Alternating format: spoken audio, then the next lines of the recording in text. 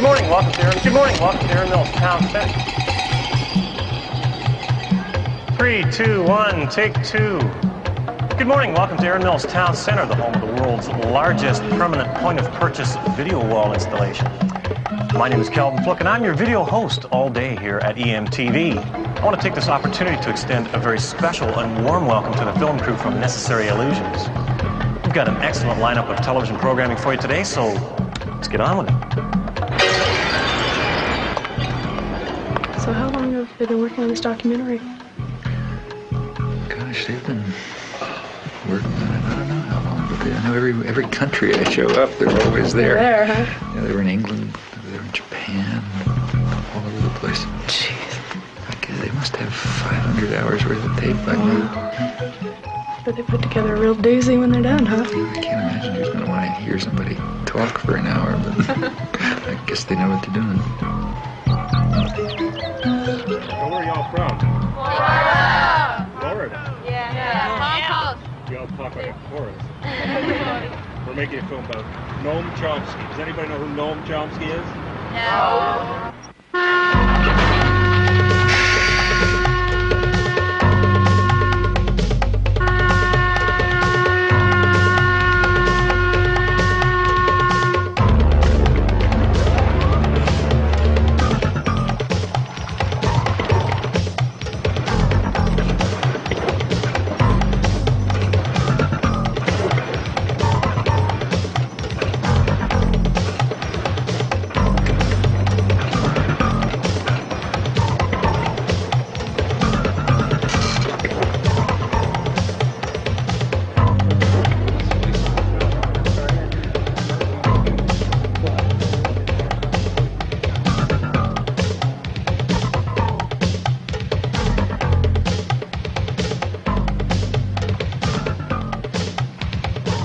Good afternoon and welcome to Wyoming Talks. My guest today is well-known intellectual Noam Chomsky. Thank you for being on our program today. Very glad to be here. Well, I know probably the main purpose for your trip to Wyoming is to discuss thought control in a democratic society. Now, I'd say I'm just Jane, USA, and I say, well, gee, this is a democratic society, and what do you mean thought control? I make up my own mind. I create my own destiny. What would you say to her? Mm-hmm. Well, I would suggest that Jane take a close look at the way the media operate, the way the public relations industry operates, the extensive thinking that's been going on for a long, long period about the necessity for finding ways to marginalize and control the public in democratic societies. But particularly to look at the evidence that's been accumulated about the way the major media, the sort of agenda-setting media, I mean the national press and the television and so on, the way that they shape and control the kinds of opinions that appear, the kinds of information that comes through, the sources to which they go, and so on. And I think that Jane will find some very surprising things about the democratic system.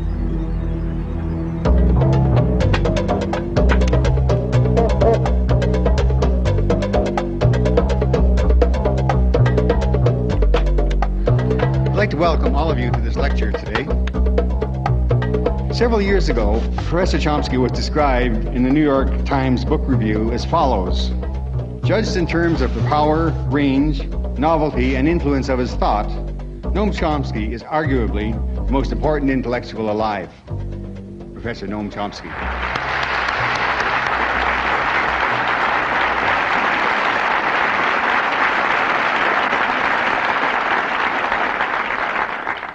I gather there are some people out behind that blackness there, but if I don't look you in the eye, it's because I don't see you. All I see is the blackness. Perhaps I ought to begin by reporting something that's never read. The line about the arguably the most important intellectual in the world and so on comes from a publisher's blurb, and you also always got to watch those things, because if you go back to the original, you'll find that that sentence is actually there. This is in the New York Times. But the next sentence is, since that's the case, how can he write such terrible things about American foreign policy? And they never quote that point. But in fact, if it wasn't for that second sentence, I would begin to think that I'm doing something wrong. And I'm not joking about that. It's true that the emperor doesn't have any clothes, but the emperor doesn't like to be told it. And the emperor's lapdogs, like the New York Times, are not going to enjoy the experience if you do. Good evening. I'm Bill Moyers. What's more dangerous, the big stick or the big lie? Governments have used both against their own people. Tonight I'll be talking with a man who has been thinking about how we can see the developing lie. He says that propaganda is to democracy what violence is to a dictatorship, but he hasn't lost faith in the power of common people to speak up for the truth. You have said that we live entangled in webs of endless deceit, that we live in a highly indoctrinated society where elementary truths are easily buried.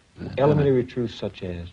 Such as the fact that we invaded South Vietnam, or the fact that we're standing in the way of significant, and have for years, of significant moves towards arms negotiation, or the fact that the military system is to a substantial extent, not totally, but to a substantial extent, a mechanism by which the general population is compelled to provide a subsidy to high-technology industry. Since they're not going to do it if you ask them to, you have to deceive them into doing it. I think there are many truths like that, and we don't face them. Do you believe in common sense? I mean, you're absolutely. You do? I believe in Cartesian common sense. I think people have the capacities to see through the deceit in which they're ensnared, but they got to make the effort. Seems a little incongruous to hear a man from the ivory tower of Massachusetts Institute of Technology, a scholar, a distinguished linguistics scholar, talk about common people with such appreciation. I think that scholarship, at least the field that I work in, has the opposite consequences. My own studies in language and human cognition demonstrate, to me at least, what remarkable creativity ordinary people have. The very fact that people talk to one another is a reflection, just in the normal way, I don't mean anything particularly fancy, reflects deep-seated features of human creativity, which in fact separate human beings from any other biological system we know. Tonight, scientists talk to the animals, but are they talking back? The Journal with Barbara Frum and Mary Lou Finley. Communicating with animals is a serious scientific pursuit. This is Noam Chomsky. Nim, jokingly named after the great linguist Noam Chomsky, was the great hope of animal communication in the 1970s. For 4 years, Petito and others coached him in sign language, but in the end they decided it was a lost cause. Nim could ask for things, but not much more. I would have loved to have a conversation with Nim and understand how he looked at the universe. He failed to communicate that information to me. We gave him every opportunity. Noam Chomsky, theorist of language and political activist, has had an extraordinary career. I can think of none like it in recent American history, and few anywhere at any time. He has literally transformed the subject of linguistics. At the same time, he's become one of the most consistent critics of power politics in all its protean guises. Scholar and propagandist, his two careers apparently reinforce each other. In 1957, he published his Syntactic Structures, which began what has frequently been called the Chomskyan Revolution in Linguistics. Like a latter-day Copernicus, Chomsky proposed a radically new way of looking at the theory of grammar. Chomsky worked out the formal rules of a universal grammar which generated the specific rules of actual or natural languages. The general approach I'm taking seems to me rather simple-minded and unsophisticated, but nevertheless correct. Maybe I will use the blackboard. Later he came to argue that such systems are innate features of human beings. They belong to the characteristics of the species and have been, in effect, programmed into the genetic equipment of the mind like the machine language in a computer. One needn't be interested in this question. Of course, I am interested in it. And the interesting question from this point of view would be, what is the nature of the initial state? That is, what is human nature in this respect? That in turn explains the Astonishing. You try the next one. Facility. Facility. That in turn explains the astonishing facility that children have in learning the rules of natural language, no matter how complicated, incredibly quickly, from what are imperfect and often degenerate samples. Complicated. It's a complicated word. Do you know what complicated means? It means it's complicated.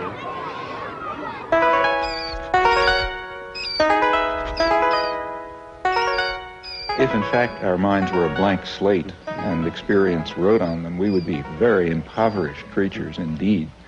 So the obvious hypothesis is that our language is the result of the unfolding of a genetically determined program. Well, plainly there are different languages. In fact, the apparent variation of languages is quite superficial. It's certain, as certain as anything else, is that humans are not genetically programmed to learn one or another language. So you bring up a Japanese baby in Boston, it'll speak Boston English, and you bring up my child in Japan, it'll speak Japanese.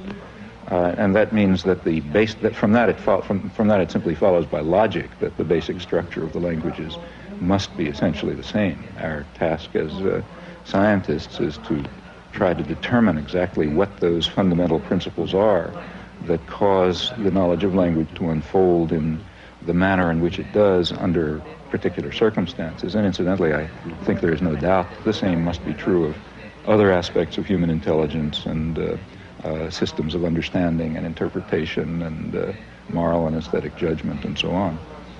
The implications of these views have washed over the fields of psychology, education, sociology, philosophy, literary criticism, and logic. In the 50s and 60s, the bridge between your theoretical work and your political work seems to have been the attack on behaviorism. But now, behaviorism is no longer an issue, or so it seems. So how does this leave the link between your linguistics and your politics? Well, I've always regarded the link, I've never really perceived much of a link, to tell you the truth. Again, I would be very pleased to be able to discover intellectually convincing connections between my own anarchist convictions on the one hand and what I think I can demonstrate or at least begin to see about the nature of human intelligence on the other. But I simply can't find intellectually satisfying connections between those two domains. I can discover some tenuous points of contact. Il n'y a de créativité possible qu'à partir d'un système de règles. Le problème, alors, là, que je me pose, et où je ne suis pas peut-être tout à fait d'accord avec M. Chomsky, c'est lorsqu'il place ces régularités à l'intérieur, en quelque sorte, de l'esprit ou de la nature humaine. Je me demande si le système de régularité, de contraintes, qui rendent possible une science, on ne peut pas les trouver ailleurs, en dehors même de l'esprit humain, dans des formes sociales, dans des rapports de production, dans des luttes de classe, etc. If it is correct, as I believe it is, that a fundamental element of human nature is the need for creative work, for creative inquiry,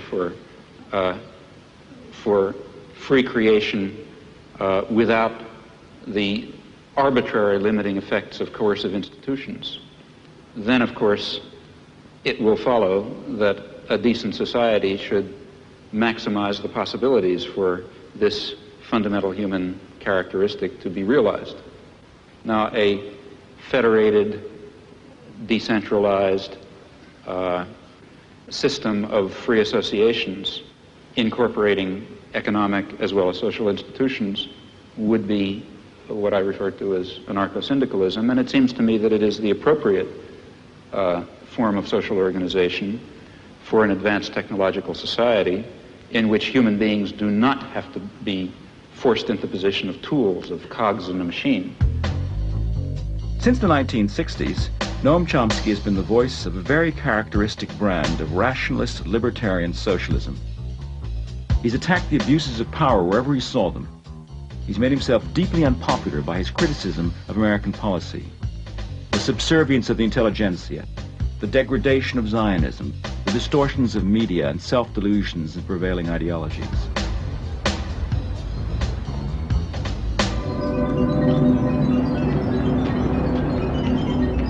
under the liberal administrations of the 1960s, the club of academic intellectuals designed and implemented the Vietnam War and other similar, though smaller, actions.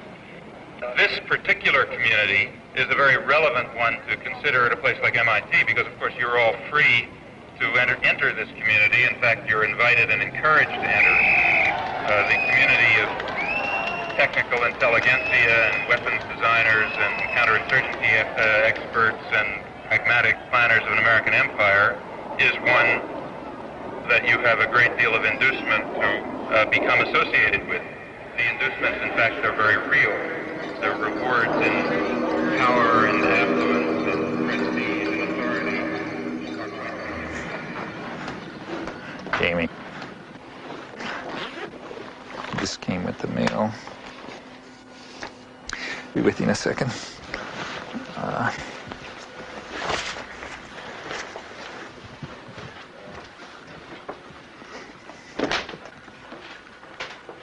God, they still got their cameras.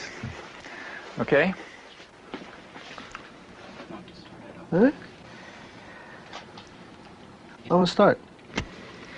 In your essay, Language and Freedom, you write, social action must be animated by a vision of a future society. I was wondering what vision of a future society animates you? Well, I have my own ideas as to what a future society should look like. I've written about them. I mean, I think that we should, at the most general level, we should be seeking out forms of authority and domination and challenging their legitimacy. Now, sometimes they are legitimate. That is, let's say, they're needed for survival. So, for example, I wouldn't suggest that during the Second World War, the forms of authority, we had a totalitarian society, basically, and I thought there was some justification for that under the wartime conditions. And there are other forms of, relations between parents and children, for example, involve forms of coercion, which are sometimes justifiable. But any form of coercion and control requires justification, and most of them are completely unjustifiable. Now, at various stages of human civilization, it's been possible to challenge some of them, but not others. Others are too deep-seated, or you don't see them, or whatever.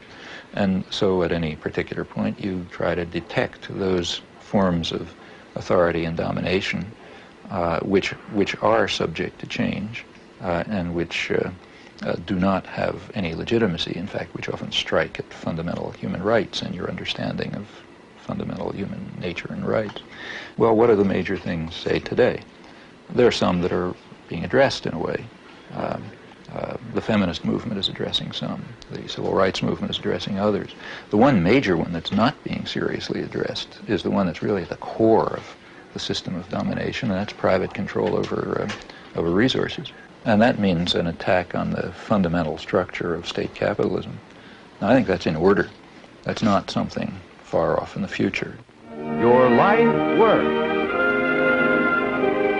The alphabet has only 26 letters.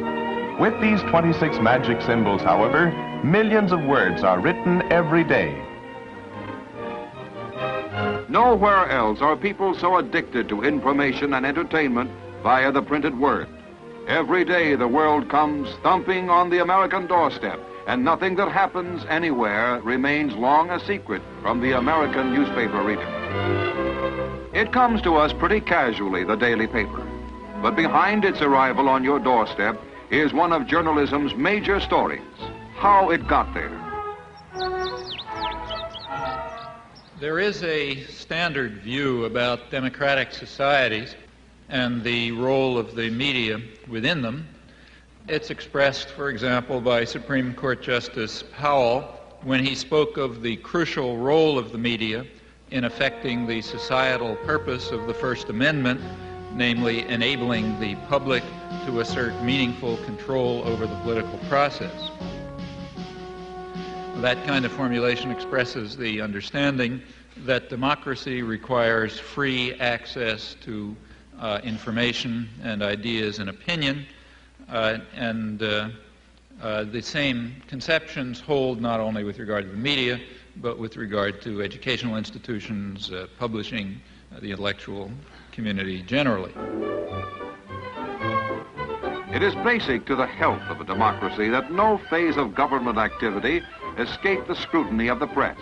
Here, reporters are assigned to stories fateful not only to our nation, but to all nations.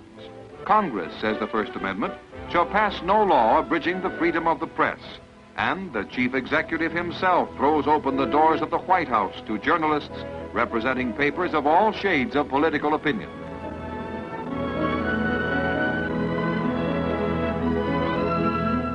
But it is worth bearing in mind that there is a contrary view. And in fact, the contrary view is very widely held and deeply rooted in our own civilization. It goes back to the origins of modern democracy, to the 17th century English Revolution, which was a complicated affair like most popular revolutions. There was a struggle between Parliament, representing largely elements of the gentry and the merchants, and the royalists representing other elite groups, and they fought it out. But like many popular revolutions, there was also a lot of popular ferment going on that was opposed to all of them. There were popular movements that were questioning everything. The relation between master and servant, the right of authority altogether, all kinds of things were being questioned. There was a lot of radical publishing. The printing presses had just come into existence. And this disturbed all the elites on both sides of the Civil War.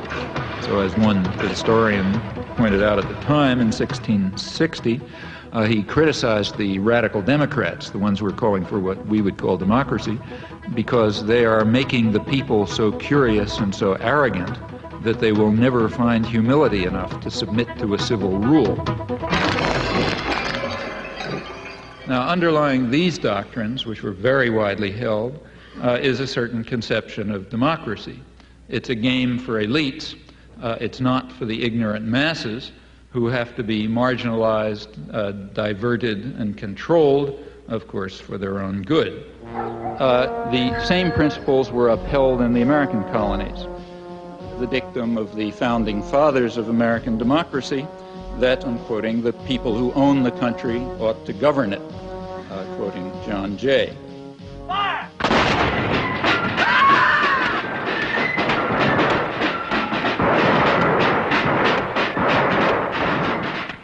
Now, in modern times, for elites, this contrary view about the intellectual life and the media and so on, this contrary view, in fact, is the standard one, I think, apart from rhetorical flourishes. From Washington, D.C., he's intellectual, author, and linguist, Professor Noam Chomsky. Manufacturing Consent. What is that title meant to describe? Well, the title is actually borrowed from a book by Walter Lippmann, written back around 1921, in which he described what he called the manufacture of consent as a revolution in the practice of democracy. What it amounts to is a technique of control. And he said this was useful and necessary because the common interests, the general concerns of all people, elude the public. The public just isn't up to dealing with them, and they have to be the domain of what he called a specialized class. Notice that that's the opposite of the standard view about democracy. There's a version of this expressed by the highly respected moralist and theologian Reinhold Niebuhr, who was very influential on contemporary policymakers. His view was that rationality belongs to the cool observer, but because of the stupidity of the average man, he follows not reason but faith. And this naive faith requires necessary illusion and emotionally potent oversimplifications, which are provided by the myth maker to keep the ordinary person on course.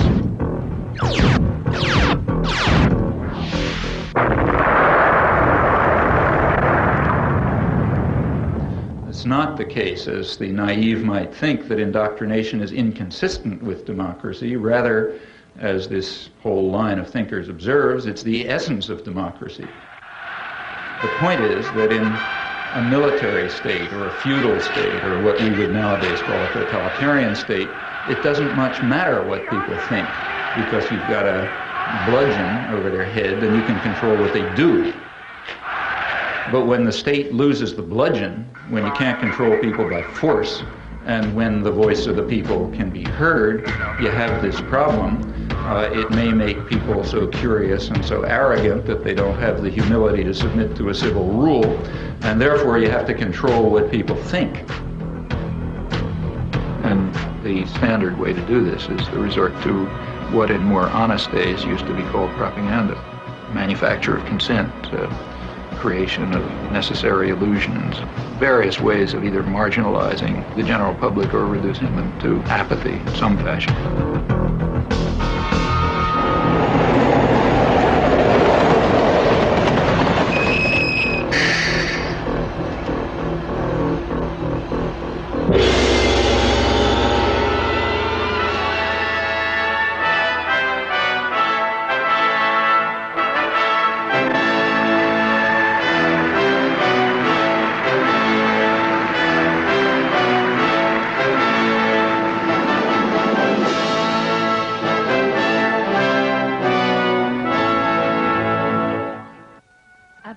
Noam Chomsky 教授は1928年 The oldest of two boys, Avram Noam Chomsky, was born in Philadelphia, Pennsylvania in 1928.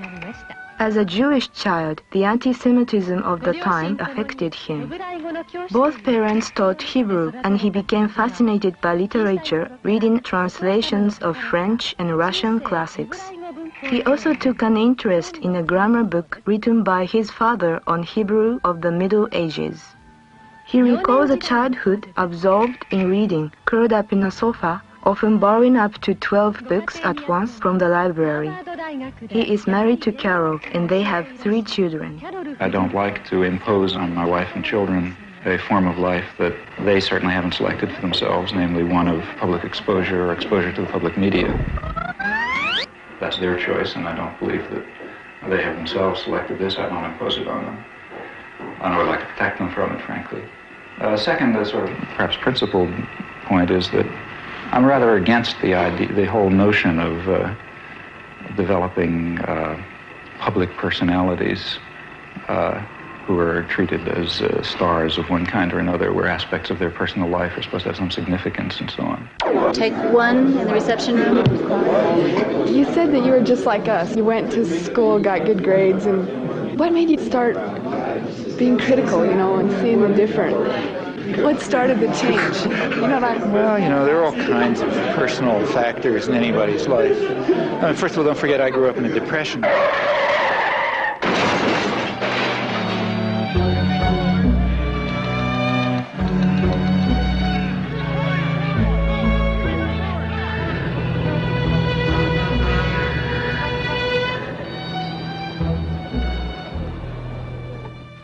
My parents actually happened to have jobs, which was kind of unusual. They were Hebrew school teachers, so sort of lower middle class. For them, everything revolved around being Jewish, Hebrew and Palestine in those days and so on. And I grew up in that milieu. So, I learned Hebrew and went to Hebrew school, became a Hebrew school teacher, went to Hebrew college, led youth groups, summer camps, Hebrew camps, the whole business. The branch of the Zionist movement that I was part of was all involved in socialist binationalism and Arab-Jewish cooperation and all sorts of nice stuff.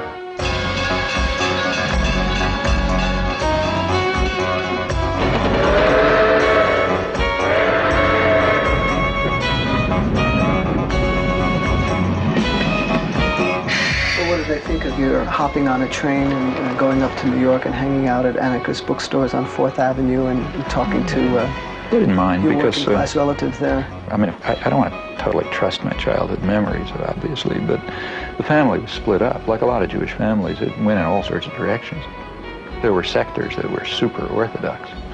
There were other sectors that were very radical and very assimilated and working class intellectuals. And that's the sector that I naturally gravitated towards. It was a very lively intellectual culture. For one thing, it was a working class culture, had working class values. values of solidarity, socialist values, and so on. There was a sense somehow things were going to get better. And an institutional structure was around, the method of fighting, of organizing, of doing things, which had some hope. And I also had the advantage of having gone to a experimental progressive school, to a Deweyite school, which was quite good, run by a university there. And, there was no such thing as competition. There was no such thing as being a good student. Literally, the concept of being a good student didn't even arise until I got to high school. I went to the academic high school and suddenly discovered I'm a good student, then I hated high school because I had to do all the things you have to do to get into college. But until then, it was kind of a free, pretty open system. And I don't know, there were lots of other things. Well, maybe I was just cantankerous.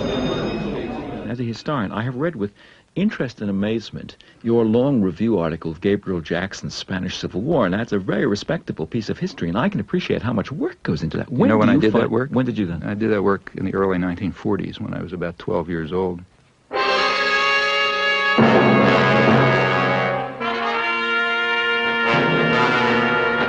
The first article I wrote was right after the fall of Barcelona in the school newspaper. It was a lament about the rise of fascism in 1939. Actually, I guess one of the people who was the biggest influence in my life was an uncle who had never gone past 4th grade. He was, had a background in crime, then left-wing politics and all sorts of things. But he was a hunchback. And as a result, he could get a newsstand in New York. So they had some program for people with physical disabilities. And some of you are from New York, I guess. Well, the 72nd Street kiosk? You know that? Right, that's right. That's where I got my political education. At 72nd Street, there's a place where you come out of the subway, and everybody goes towards 72nd Street. And there were 2 newsstands on that side, which were doing fine, and there's 2 newsstands on the back. And nobody comes out the back, and that's where his news is. But it was a very lively place. He was a very bright guy. It was the 30s. There were a lot of emigres, so on. A lot of people were hanging around there. And in the evenings, especially, it was sort of a literary political salon. Every kind of guys hanging around, arguing and talking. And as a kid, like I was 11, 12 years old, the biggest excitement was to work the newsstand. You write in Manufacturing Consent that it's the primary function of the mass media in the United States to mobilize public support for the special interests that dominate the government and the private sector. What are those interests? Well, if you want to understand the way any society works, ours or any other, the first place to look is who is in a position to make the decisions that determine the way the society functions. Societies differ, but in ours, the major decisions over what happens in the society, decisions over investment and production and distribution and so on, are in the hands of a relatively concentrated network of major corporations and conglomerates and investment firms and so on. They are also the ones who staff the major executive positions in the government, and they're the ones who own the media, and they're the ones who have to be in a position to make the decisions. They have an overwhelmingly dominant role in the way life happens, what's done in the society. Within the economic system, by law and in principle, they dominate. The control of our resources and the need to satisfy their interests imposes very sharp constraints on the political system and the ideological system.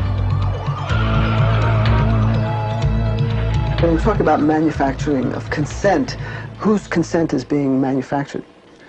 We can, to start with, there are 2 different groups. We can get into more detail, but at the first level of approximation, there's 2 targets for propaganda. One is what's sometimes called the political class. There's maybe 20% of the population which is relatively educated, more or less articulate. They play some kind of role in decision-making. They're supposed to sort of participate in social life, either as managers or cultural managers, like, say, teachers and writers and so on. They're supposed to vote. They're supposed to play some role in the way economic and political and cultural life goes on. Now, their consent is crucial. One group that has to be deeply indoctrinated.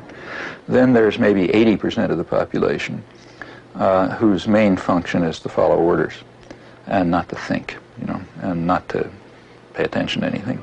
And they're the ones who usually pay the costs. All right. Professor Chomsky, Noam, you outlined a model with filters that propaganda is sent through. That's way to the public. Can you briefly outline those? It's basically an institutional analysis of the major media, what we call a propaganda model. We're talking primarily about the national media, those media that sort of set a general agenda that others more or less adhere to the extent that they even pay much attention to national or international affairs. Now, the elite media are the sort of the agenda-setting media. That means the New York Times, the Washington Post, the major television channels, and so on. They set the general framework. Local media more or less adapt to their structure. World News. It's a soundbite that says that there's a beachhead. I think 628 is a good one. Yeah, but I think 6 is a good start. This is the operative soundbite for us. He's out. He really knows how to time it. He's got a minute for all the time, so that's. I love this soundbite. Okay, and they do this in all sorts of ways. By selection of topics, by distribution of concerns, by emphasis and framing of issues, by filtering of information, by bounding of debate within certain limits. 2.5 minutes to air. 45 seconds. They determine, they select, they shape, they control, they restrict in order to serve the interests of dominant elite groups in the society. There is an unusual amount of attention focused today on the 5 nations of Central America. This is Democracy's Diary. Here for our instruction are triumphs and disasters, the pattern of life's changing fabric. Here is great journalism, a revelation of the past, a guide to the present, and a clue to the future.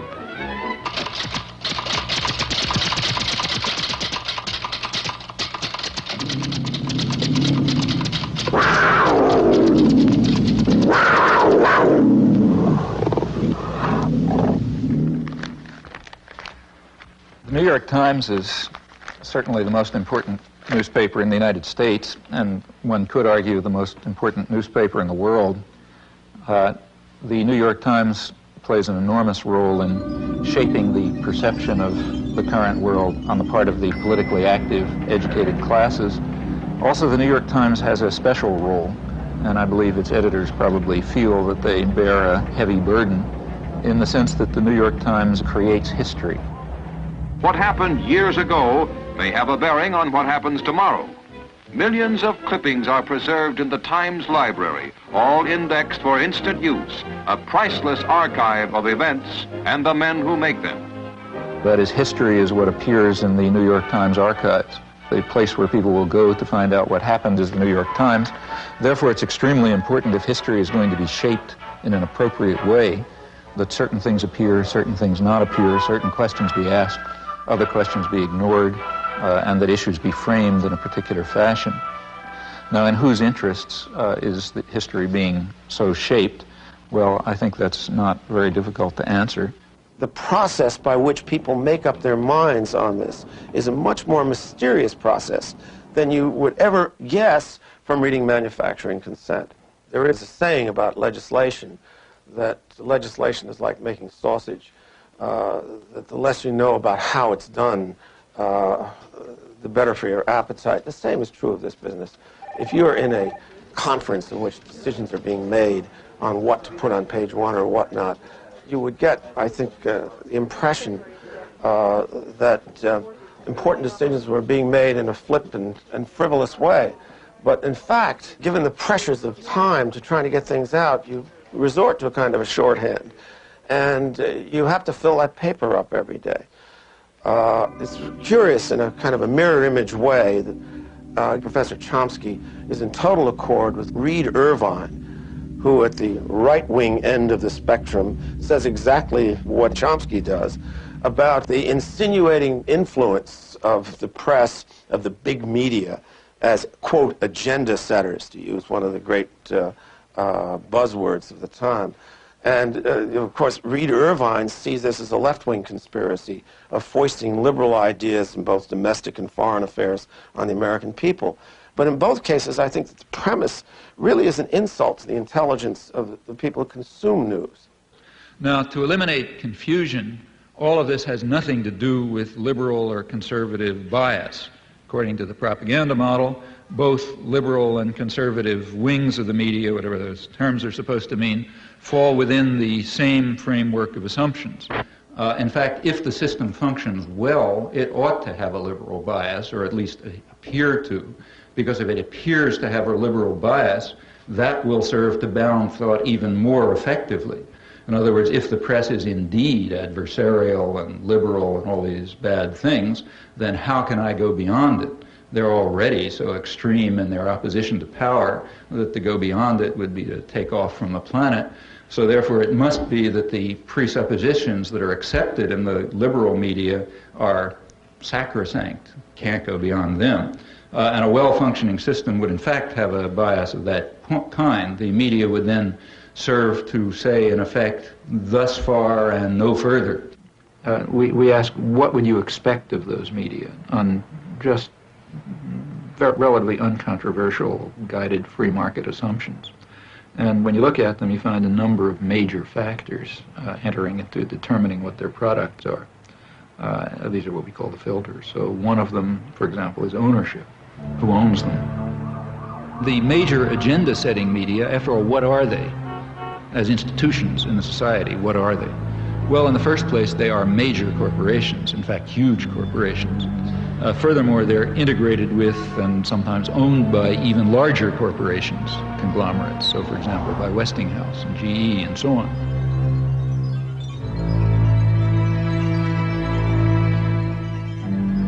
What I wanted to know was how specifically the elites control the media. What I mean is, I guess... It's like asking, how do the elites control General Motors? Well, why isn't that a question? I mean, General Motors is an institution of the elites. They don't have to control it. They own it. You know? Except, I guess, at a certain level, I think, like, I guess I work with student press, so I know, like, reporters and stuff. The elites don't control the student press, but I'll tell you something. You try in the student press to do anything that breaks out of conventions, and you're going to have the whole business community around here down on your neck, and the university's going to get threatened, and, you know, I mean, maybe nobody will pay any attention to you, that's possible.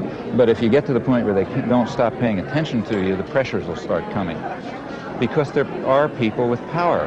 There are people who own the country, and they're not going to let the country get out of control. What do you think about that?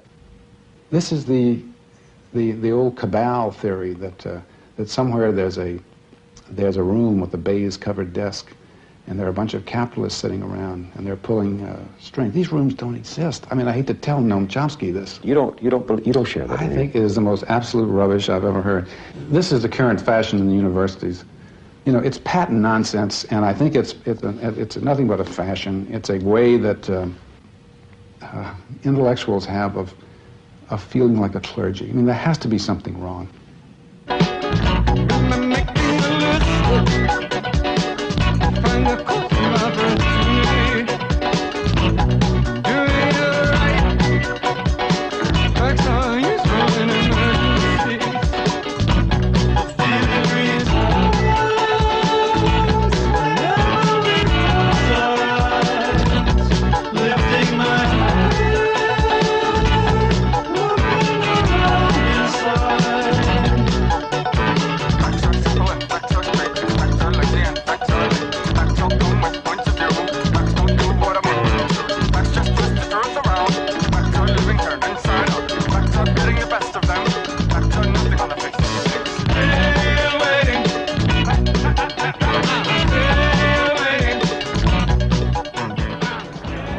In the first place is major corporations which are parts of even bigger conglomerates. Now, like any other corporation, they have a product which they sell to a market. The market is advertisers, that is other businesses. What keeps the media functioning is not the audience. They make money from their advertisers. And remember, we're talking about the elite media, so they're trying to sell a good product, a product which raises advertising rates, and ask your friends in the advertising industry, that means that they want to adjust their audience to the more elite and affluent audience. That raises advertising rates. So what you have is institutions, corporations, big corporations, that are selling relatively privileged audiences to other businesses. Well, what point of view would you expect to come out of this? I mean, without any further assumptions, what you'd predict is that what comes out is a picture of the world, a perception of the world that satisfies the needs and the interests and the perceptions of the sellers, the buyers, and the product. Now, there are many other factors that press in the same direction. If people try to enter the system who don't have that point of view, they're likely to be excluded somewhere along the way. After all, no institution is going to happily design a mechanism to self-destruct. It's not the way institutions function. So they all work to exclude or marginalize or eliminate dissenting voices or alternative perspectives and so on because they're dysfunctional. They're dysfunctional to the institution itself. Do you think you've escaped the ideological indoctrination of the media and of society that you grew up in? Have I? Mm-hmm. Often not. I mean, when I look back and think of the things that I haven't done, that I should have done, it's very, it's not a pleasant experience. So what's the story of young Noam in the schoolyard? Yeah, I mean, that was a personal thing for me. I don't know why it should interest anyone else, but I do remember. Well, you drew certain conclusions. Well, yeah, I mean, it had a big influence on me. I mean, I remember when I was about 6, I guess, first grade. There was the standard fat kid who everybody made fun of, and I remember in the schoolyard, he was on standing on right outside the school classroom, and a bunch of kids outside sort of taunting him, and so on. And one of the kids actually brought over his older brother, sort of like from 3rd grade instead of 1st grade, big kid. And he was going to, beat him up or something. And I remember going up to stand next to him, feeling somebody ought to help him. And I did for a while, and then I got scared, and I went away, and I was very much ashamed of it afterwards, and sort of felt, not going to do that again. That's a feeling that's stuck with me. You should stick with the underdog. The shame remained. You should have stayed there. You were already established. You were a professor at MIT. You'd made a reputation. You had a terrific career ahead of you. You decided to become a political activist. Now, here is a classic case of somebody whom the institution does not seem to have filtered out. I mean, you were a good boy up until then, were you? Or you'd always been a slight, some of them you were a rebel? Yeah, pretty much. I had been pretty much outside. You felt isolated. You felt out of sympathy with the prevailing currents of American life, but a lot of people do that. Suddenly, in 1964, you decide, I have to do something about this. What made you do that? Well, that was a very conscious decision and a very uncomfortable decision because I knew what the consequences would be. I was in a very favorable position. I had the kind of work I liked.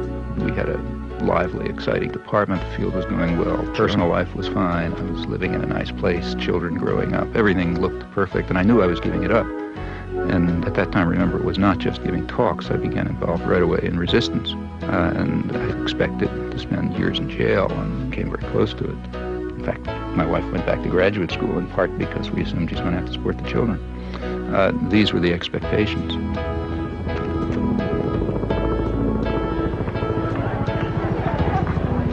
And I recognized that if I returned to these interests, which were the dominant interests of my own youth, life would become very uncomfortable. Because I know that in the United States, you don't get sent to psychiatric prison, and they don't send the death squad after you, and so on. But there are definite penalties for breaking the rules. So these were real decisions. And it simply seemed at that point that it was just hopelessly immoral not to.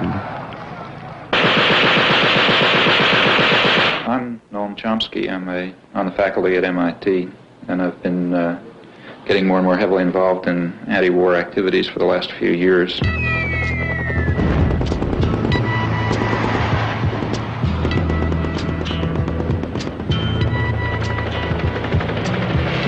Something happening here. Beginning with writing articles and making speeches and speaking to congressmen and that sort of thing, and gradually getting involved more and more directly in resistance activities of various sorts. I've come to the feeling myself that the most effective form of political action that is open to a responsible and concerned citizen at the moment is action that really involves direct resistance, refusal to take part in what I think are war crimes, to raise the domestic cost of American aggression overseas through non-participation and support for those who are refusing to take part, in particular draft resistance throughout the country.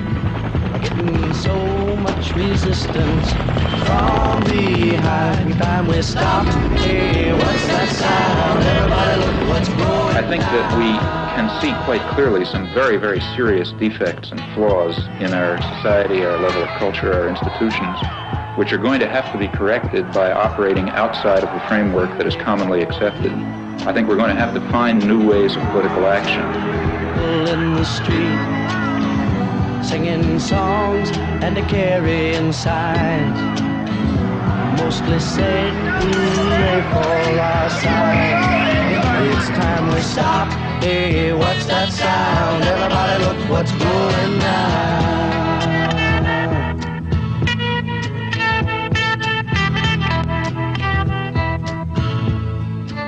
I rejoice in your disposition to argue the Vietnam question, especially when I recognize what an act of self-control this must involve. It does. Sure. It really does. I mean, I think that this is the kind of issue where sometimes I lose my temper. Maybe not tonight. Maybe not tonight. Because if you would, I'd smash you in the goddamn taste. You say in your book, reason for not losing my temper. You say the war is simply an obscenity, a depraved act by weak and miserable men. Including all of us.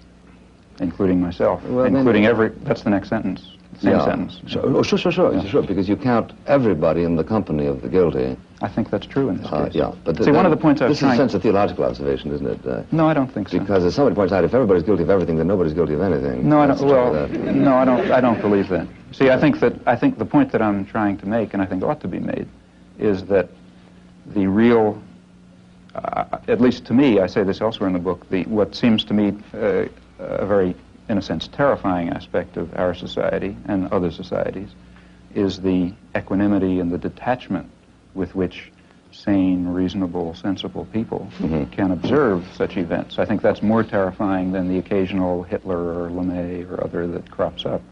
These people would not be able to operate were it not for this apathy and equanimity. And therefore I think that it's, in some sense, the sane and reasonable and tolerant people who share a very serious burden of guilt that they very easily throw on the shoulders of others who seem more extreme and more violent. 12 million pounds of confetti dropped into New York City's so-called Canyon of Heroes. Americans were officially welcoming the troops home from the Persian Gulf War. So it worked out really great for us. I mean, it just goes to show that we're a mighty nation and we'll be there for no matter what comes along. I mean, it's the strongest country in the world, and you got to be glad to live here. So tell me what you feel about media coverage of the war.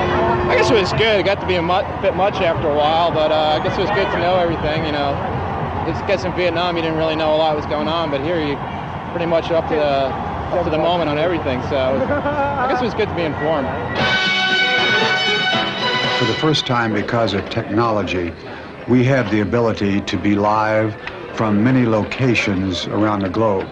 And because of the format in All News Network, we can spend whatever time is necessary to bring the viewer the complete context of that day's portion of the story. And by context, I mean the institutional memory that is critical to understand why and how. And that's those who are analysts and do commentary, and those who can explain. Slug that last piece, IPN, Israel post-war. David Brinkley once said that you step in front of the camera and you get out of news business and into show business. But nonetheless, that should not in any way subtract or obscure the need for the basic standards of good journalism. Pat, hang tight. Let me give you a lead for Salinger right now, okay? President Bush and Prime Minister Major have closed or have almost rejected the Soviet peace efforts. Okay, in Saudi Arabia, the door is being left open. Rick Salinger is standing by live in Riyadh with the ladies. All but closed. Yeah, all but closed. Right. Accuracy, speed, a fair approach, honesty and integrity within the reporter to try and bring the truth, whatever the truth may be. Going to war is a serious business. In a totalitarian society, the dictator just says, we're going to war, and everybody marches. And with this weapon of human brotherhood in our hands, we are seeing the war for men's minds not as a battle of truth against lies, but as a lasting alliance pledged in faith with all those millions driving forward to create the true new order, the world order of the people first, the people before all.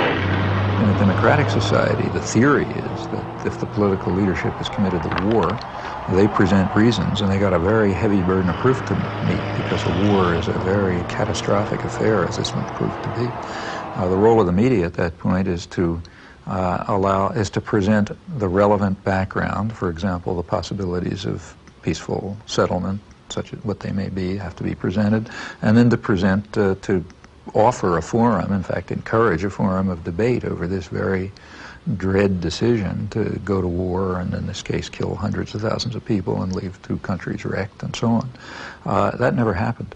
There was never, well, you know, when I say never, I mean 99.9% of the discussion excluded the option of a peaceful settlement.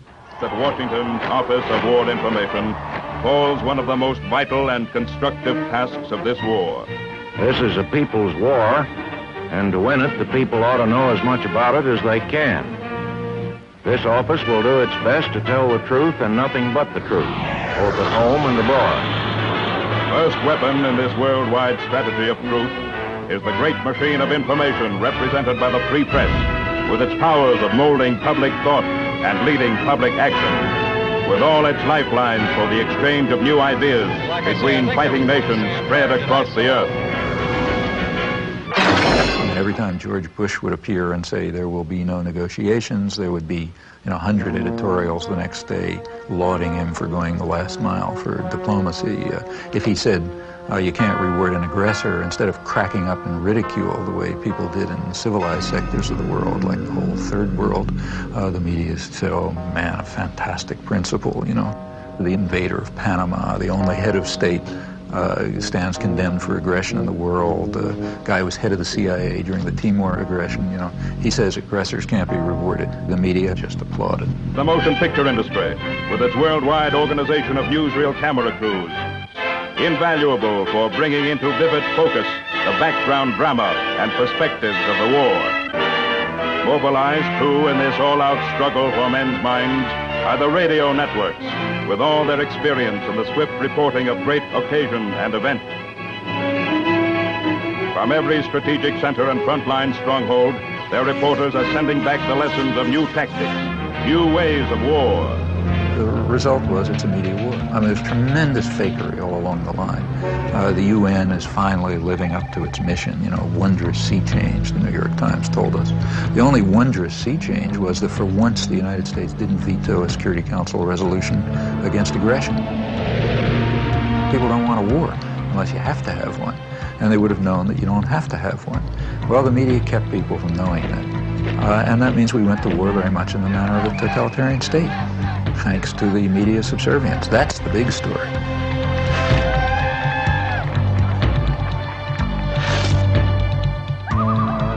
Now, remember, I'm not talking about a small radio station in Laramie. I'm talking about the national agenda-setting media.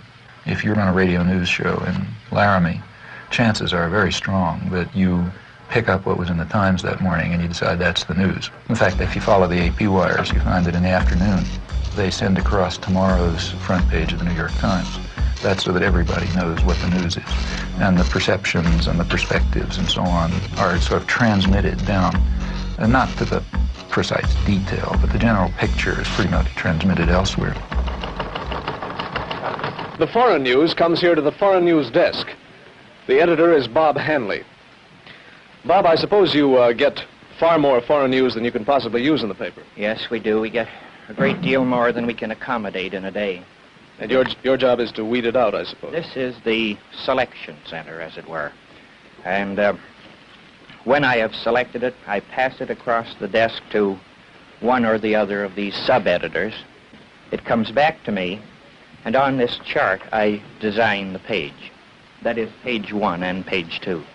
Fine, Bob. Thank you very much.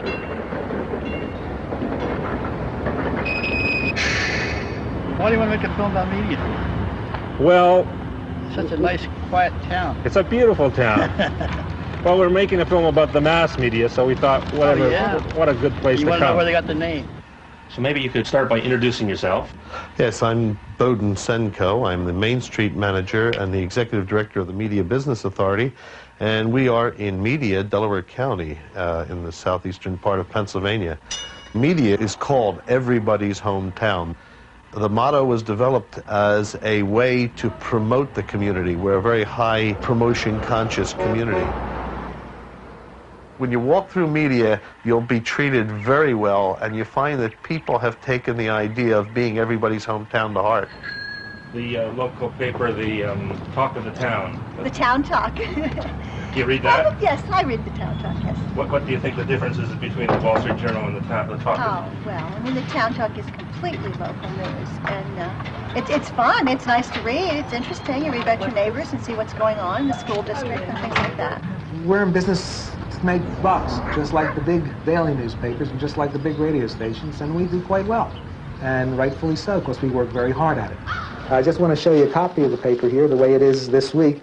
It's plastic wrapped on all four sides, weatherproof, and hung on everybody's front door. And many times you'll find that this paper runs well over 100 pages a week.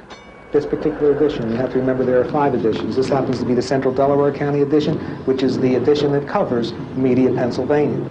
What you see here now is the advertising and composition department. Say hello, guys, will you? Hi. Hi there. And what we're doing now is we're putting red dots, green dots, and yellow dots up on the map, wherever there is a store. Now, the red dots are the stores that don't advertise with us at all. The green dots are the ones that advertise with us every week, and the yellow dots are the ones that run sporadically. Do you have any special? Now, we have computer printouts of every one of these stores, and what we do is we take the printouts of all the red dots, which are the bad guys, and what our idea is to turn these red dots into yellow dots, and turn the yellow dots into green dots, and eventually make them all green dots, so 100% of the stores and 100% of the merchants and the service people advertise in our newspaper every week. That way we won't have any more red dots. I guess there'll always be a few red dots, but I have high hopes that there'll be a lot more green ones or red ones when we're finished. Hi, I'm Jim Morgan. I'm with the Corporate Relations Department of the New York Times, and I'm here to take you on a tour of the New York Times, so let's begin. So, they're just taking audio in here. Yeah, they're taking audio in here. Audio. No cameras, no still. We went over this quite thoroughly. They don't even take a still camera in here. We're in the composing room. This is where the pages are composed. This is the typographical area. What's the ratio of news to advertising? 60% ads. This might seem big, but it is average, in fact below average. Our 60% might include, on some days, maybe 20 pages of classified advertising all to itself, where the rest of the newspapers weighted much heavier news to advertising. But the paper in its entirety, every day, large or small, is 60 ads, 40 news. Well, that completes our tour of the New York Times, and I hope you found it informative, and I hope that you read the New York Times every day of your life from now on. Now, there are other media, too, whose basic social role is quite different. It's diversion. There's the real mass media, the kinds that are aimed at, the guys who Joe Sixpack, that kind. The purpose of those media is just to dull people's brains. This is an oversimplification, but for the 80% or whatever they are, the main thing for them is to divert them, to get them to watch National Football League and to worry about, mother with child with 6 heads or whatever you pick up in the, in the thing that you pick up on the supermarket stands and so on. Or, look at astrology or get involved in, fundamentalist stuff or something, or just get them away, get them away from things that matter. And for that, it's important to reduce their capacity to think. The sports section is handled in another special department. The sports reporter must be a specialist in his knowledge of sports. He gets his story right at the sporting event and often sends it into his paper play by play. Take, say, sports.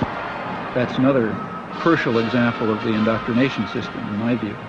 For one thing, because it offers people something to pay attention to that's of no importance. That keeps them from worrying about, keeps them from worrying about things that matter to their lives that they might have some idea about doing something about. And in fact, it's striking to see the intelligence that's used by ordinary people in sports. I mean, you listen to radio stations where people call in. They have the most exotic information and understanding about, all kind of arcane issues. And the press undoubtedly does a lot with this. I remember in high school already, I was pretty old, I suddenly asked myself at one point, why do I care if my high school team wins the football game? I mean, I don't know anybody on the team, they have nothing to do with me. I mean, why am I cheering for my team? It doesn't make any sense, But the point is, it does make sense. It's a way of building up irrational attitudes of submission to authority and, group cohesion behind, leadership elements. In fact, it's training in irrational jingoism. That's also a feature of competitive sports. I think if you look closely at these things, I think typically they do have function. And that's why energy is devoted to supporting them and creating a basis for them, and advertisers are willing to pay for them and so on. I'd like to ask you a question essentially about the methodology in studying the propaganda model and how would one go about doing that? Well, there are a number of ways to proceed. One obvious way is to try to find more or less paired examples. History doesn't offer true controlled experiments, but it often comes pretty close. So one can find atrocities or abuses of one sort that on the one hand are committed by official enemies and on the other hand are committed by friends and allies or by the favored state itself, by the United States in the U.S. case. And the question is whether the media accept the government framework or whether they use the same agenda, the same set of questions, the same criteria for dealing with the two cases as any honest outside observer would do. If you think America's involvement in the war in Southeast Asia is over, think again. The Khmer Rouge are the most genocidal people on the face of the earth. Peter Jennings reporting from the killing fields, Thursday. I mean, the great act of genocide in the modern period is Pol Pot, 1975 through 1978. That atrocity, I think it would be hard to find any example of a comparable outrage and outpouring of fury and so on and so forth. So that's one atrocity. Well, it just happens that in that case, history did set up a controlled experiment. Have you ever heard of a place called East Timor? I can't say that I have. Where? East Timor? Nope. No, huh? Well, it happens that right at that time there's another atrocity, very similar in character, but differing in one respect. We were responsible for it, not Pol Pot. Hello, I'm Louise Penny, and this is Radio Noon. If you've been listening to the program fairly regularly over the last few months, you'll know East Timor has come into the conversation more than once, particularly when we were talking about foreign aid and also the war and a new world order. People wondered why, if the UN was serious about a new world order, no one was doing anything to help East Timor. The area was invaded by Indonesia in 1975. There are reports of atrocities against the Timorese people, and yet Canada and other nations have consistently voted against UN resolutions to end the occupation. Today we're going to take a closer look at East Timor, what's happened to it, and why the international community is doing nothing to help. One of the people who have been most active is Elaine Bruyere, a photojournalist from British Columbia. She's the founder of the East Timor Alert Network and she joins me in studio now. Hello. Hi. One tragedy compounding a tragedy is that a lot of people don't know much about East Timor. Where is it? East Timor is just north of Australia, about 420 kilometers, and it's right between the Indian and Pacific Oceans. Just south of East Timor is a deep water sea lane, perfect for U.S. submarines to pass through. There's also huge oil reserves there. One of the unique things about East Timor is that it's truly one of the last surviving ancient civilizations in that part of the world. The Timorese spoke 30 different languages and dialects amongst a group of 700,000 people. Today, less than 5% of the world's people live like the East Timorese. Basically self-reliant, they live really outside of the global economic system. Small societies like the East Timorese are much more democratic and much more egalitarian, and there's much more sharing of power and wealth. Before the Indonesians invaded, most people lived in small rural villages.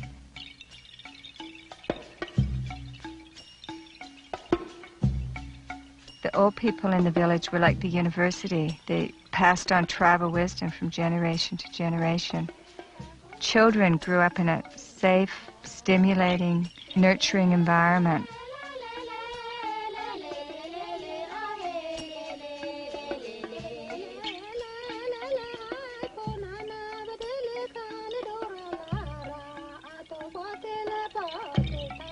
A year after I left East Timor, I was appalled when I heard that Indonesia had invaded. They didn't want a small independent country setting an example for the region. East Timor was a Portuguese colony. Indonesia had no claim to it, and in fact stated that they had no claim to it. During the period of colonization, there was a good deal of politicization. The different groups developed. A civil war broke out in August '75.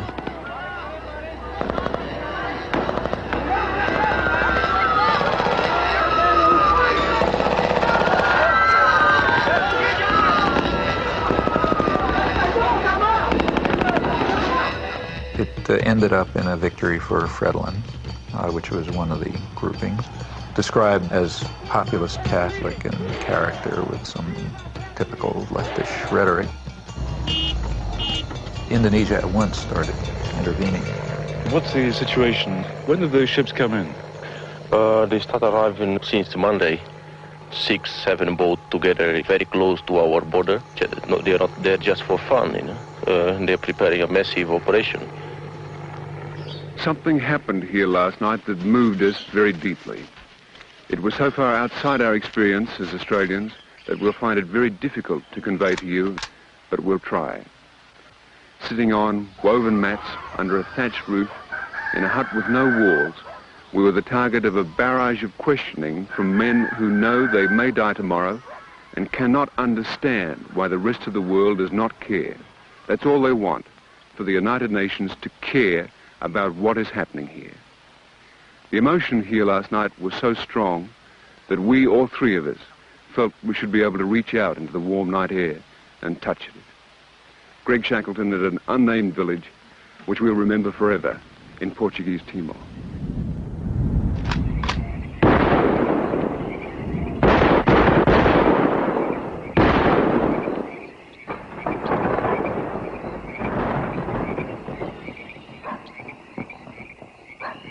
Ford and Kissinger visited Jakarta, I think it was December 5th.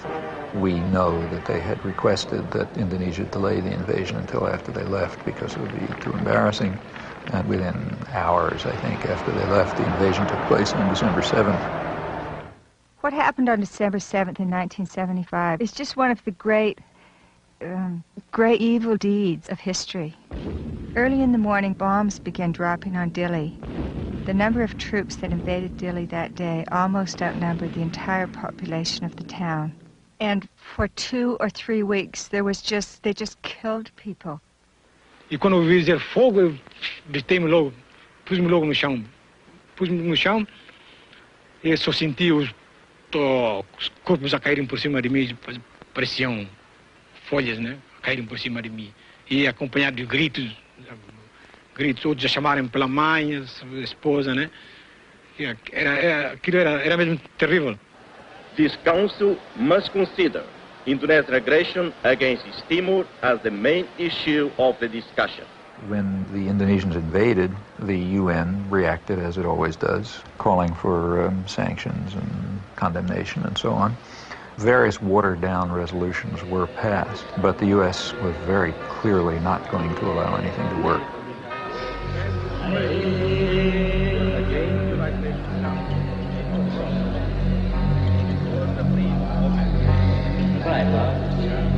So the Timorese were fleeing into the jungles by the thousands. By late 1977-78, Indonesia set up receiving centers for those Timorese who came out of the jungle waving white flags.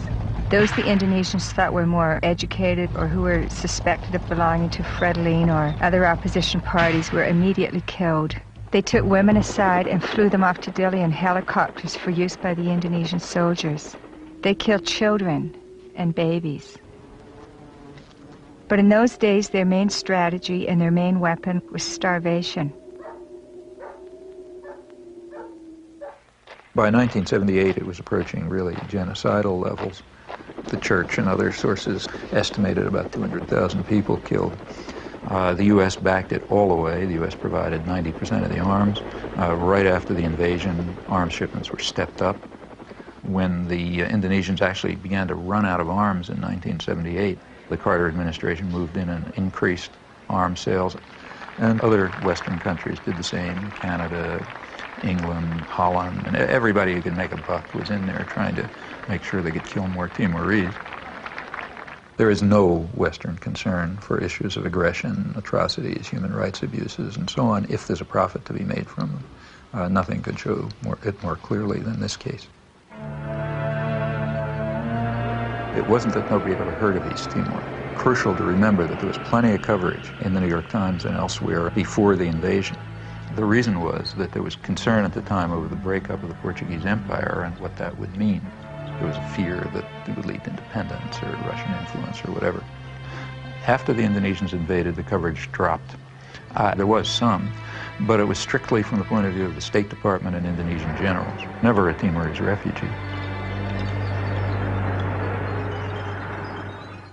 As the atrocities reached their maximum peak in 1978, when it really was becoming genocidal, coverage dropped to zero in the United States and Canada, the two countries I've looked at closely, literally dropped to zero. All this was going on at exactly the same time as the great protest of outrage over Cambodia. The level of atrocities was comparable. In relative terms, it was probably considerably higher in Timor. It turns out right in Cambodia in the preceding years, 1970 through 1975, there was also a comparable atrocity for which we were responsible.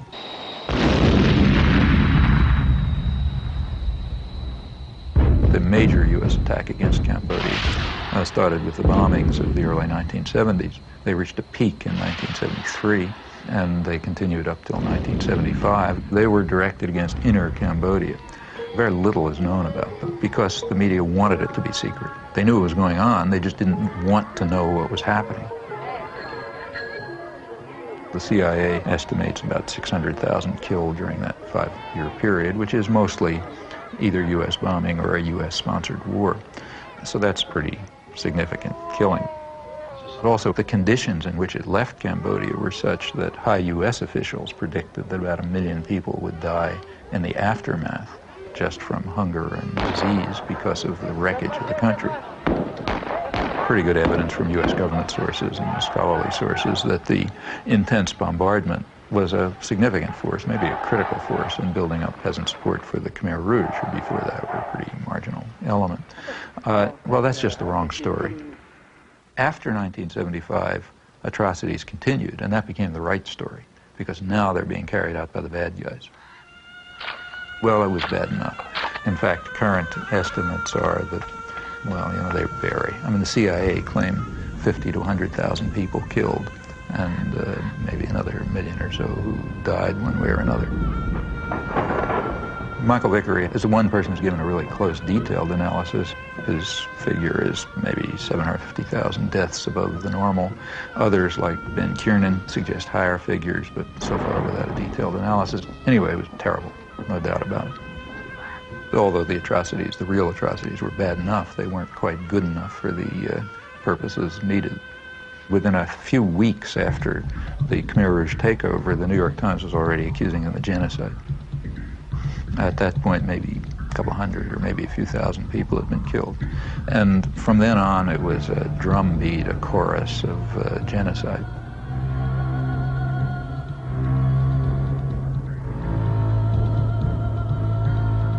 The big bestseller on Cambodia, Pol Pot, is called Murder in a Gentle Land. Up until April 17, 1975, was a gentle land of peaceful, smiling people, and after that, some horrible Holocaust took place.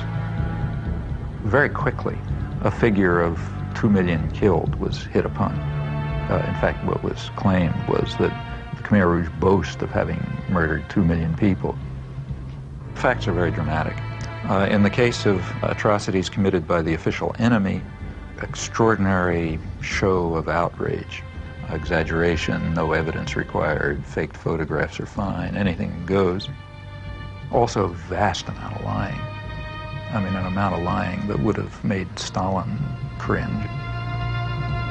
It was fraudulent, and we know that it was fraudulent by looking at the response to comparable atrocities for which the United States was responsible.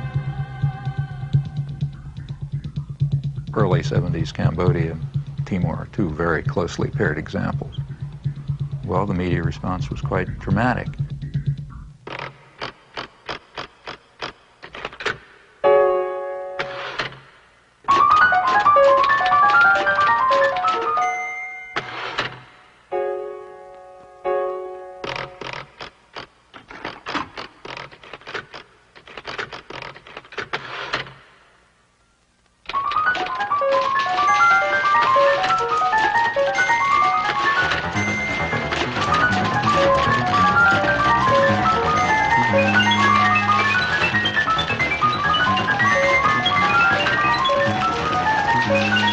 Back in 1980, I taught a course at Tufts University.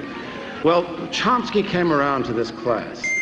He made a very powerful case that the press underplayed the fact that the Indonesian government annexed this former Portuguese colony in 1975.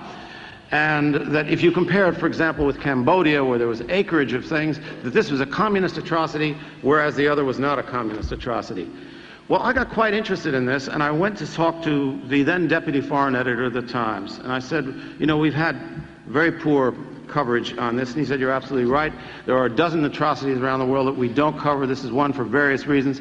So I took it up. I was working as a reporter and writer for a small alternative radio program in upstate New York, and we received audio tapes of interviews with Timorese leaders.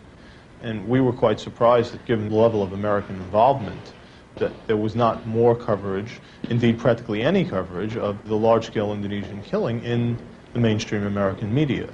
We formed a small group of people to try to monitor this situation and see what we could do over time to alert public opinion to what was actually happening in East Timor. There were literally about half a dozen people who simply dedicated themselves with great commitment to getting the story to break through. And they reached a couple of people in Congress. They got to me, for example. I was able to testify at the UN and write some things. They kept at it, kept at it, kept at it. Whatever is known about the subject essentially comes from their work. There's not much else. I wrote first an editorial called An Unjust War in East Timor. It had a map, and it said exactly what had happened. We then ran a dozen other editorials on it. They were read, they were entered in the congressional record, and several congressmen then took up the cause, and then something was done in Congress as a result of this. The fact that the editorial page of the New York Times on Christmas Eve published that editorial put our work on a very different level. And it gave a great deal of legitimacy to something that we were trying to advance for a long time, and that was the idea and the reality that a major tragedy was unfolding in East Timor. If one takes literally various theories that Professor Chomsky puts out, one would feel that there is a tacit conspiracy between the establishment press and the government in Washington to focus on certain things and ignore certain things, so that if we broke the rules, that we would instantly get a reaction, a sharp reaction from the overlords in Washington, who would say, hey, what are you doing speaking up on East Timor? We're trying to keep that quiet. We didn't hear a thing. What we did hear, and this was quite interesting, is that there was a guy named Arnold Cohn, and he became a one-person lobby. I appreciate the nice things that Karl Meyer said about me in his interview, but I object to the notion that a one-man lobby was formed or anything like that. I think that if there weren't a large network composed of the American Catholic Bishops' Conference, composed of other church groups, composed of human rights groups, composed of simply concerned citizens and others, and a network of concern within the news media, I think that it would have been impossible to do anything at all at any time, and it certainly would have been impossible to sustain things for as long as they've been sustained. Professor Chomsky and a lot of people who engage in this kind of press analysis have one thing in common. Most of them have never worked for a newspaper. Many of them know very little about how newspapers work. When Chomsky came around, he had with him a file of all the coverage in the New York Times, the Washington Post, and other papers of East Timor. And he would go to the meticulous degree that if, for example, the London Times had a piece on East Timor, and then it appeared in the New York Times, that if a paragraph was cut out, he'd compare and he'd say, look, this key paragraph right near the end, which is really what tells the whole story, was left out of the New York Times version of the London Times thing.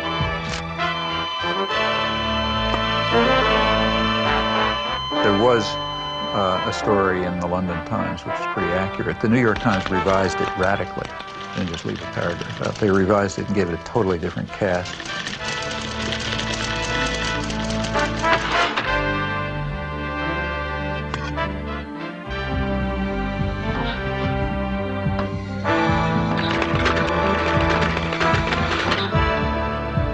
It was then picked up by Newsweek, giving it the New York Times cast. It ended up being a whitewash, whereas the original was an atrocity story. So I said to Chomsky at the time, I said, well, it may be that you're misinterpreting ignorance, haste, deadline pressure, etc., for some kind of determined effort to suppress an element of the story. He said, well, if it happened once or twice or 3 times, I might agree with you, but if it happens a dozen times, Mr. Meyer, I think there's something else at work. And it's not a matter of happening 1 time, 2 times, 5 times, 100 times. It happened all the time. I said, Professor Chomsky, having been in this business, it happens a dozen times. These are very imperfect institutions. When they did give coverage, it was from the point of view of, it was a whitewash of the United States. Now, you know, that's not an error. That's systematic, consistent behavior, in this case, without even any exception. This is a much more subtle process than you get in the kind of the sledgehammer rhetoric of the people that make a to B equation between what the government does, what people think, and what newspapers say. That sometimes what the Times does can make an enormous difference. At other times, it has no influence whatsoever. So one of the greatest tragedies of our age is still happening in East Timor. The Indonesians have killed up to 1/3 of the population. They're in concentration camps. They conduct large-scale military campaigns against the people who are resisting. Campaigns with names like Operation Eradicate or Operation Clean Sweep. Timorese women are subjected to a forced birth control program. In addition, they're bringing in a constant stream of Indonesian settlers to take over the land. Whenever people are brave enough to take to the streets in demonstrations or show the least sign of resistance, they just massacre them. It's sort of like Indonesia. If we allow them to continue to stay in East Timor, the international community, they will simply digest East Timor and turn it into, trying to turn it into cash crop. I mean, this is way beyond just demonstrating the subservience of the media to power. I mean, they are actual they have real complicity in genocide in this case. The reason that the atrocities can go on is because nobody knows about them. If anyone knew about them, there'd be protests and pressure to stop them. So therefore, by suppressing the facts, the media are making a major contribution to some of the, probably the worst act of genocide since the Holocaust. You say that what the media do is to ignore certain kinds of atrocities that are committed by us and our friends, and to play up enormously atrocities that are committed by them and our enemies. And you posit that there's a test of integrity and moral honesty, which is to have a kind of equality of treatment of corpses. Equality of principles. I mean, that every dead person should be in principle equal to every other dead person. That's not what I say at all. Well, I'm glad that's not what you say, because in fact, that's not what you do. Of course it's not what I do. Nor would I say it. That's I mean, right. In fact, I say the opposite. What I say is that we should be responsible for our own actions primarily. Because your method is not only to ignore the corpses created by them, but also to ignore corpses that are created by neither side, but which are irrelevant to your ideological That's agenda. totally untrue. Well, let me give you an example. Okay. One of your own causes that you take very seriously is the cause of the Palestinians, and a Palestinian corpse weighs very heavily on your conscience, and yet a Kurdish corpse does not. That's not true at all. I've been involved in Kurdish support groups for years. That's absolutely true. It's absolutely false. I mean, just ask the Kurdish, ask the people who are involved in, I mean, you know, they come to me, I sign their petitions and so on and so forth. In fact, if you look at the things we've written, I mean, let's take a look. I mean, I'm not Amnesty International. I can't do everything. I'm a single person. But if you read, say, take a look, say, at the book that Edward Herman and I wrote on this topic. In it, we discuss 3 kinds of atrocities. What we called benign bloodbaths, which nobody cares about, constructive bloodbaths, which are the ones we like, and nefarious bloodbaths, which are the ones that the bad guys do. The principle that I think we ought to follow is not the one that you stated. You know, it's a very simple ethical point. You're responsible for the predictable consequences of your actions. You're not responsible for the predictable consequences of somebody else's actions. The most important thing for me and for you is to think about the consequences of your actions. What can you affect? These are the things to keep in mind. These are not just academic exercises. We're not analyzing the media on Mars or in the 18th century or something like that.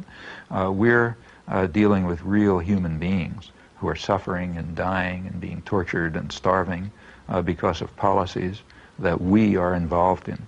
We, as citizens of democratic societies, are directly involved in and are responsible for. And what the media are doing is ensuring that we do not act on our responsibilities and that the interests of power are served, not the needs of the suffering people, and not even the needs of the American people, who would be horrified if they realized the blood that's dripping from their hands because of the way they're allowing themselves to be deluded and manipulated by the system.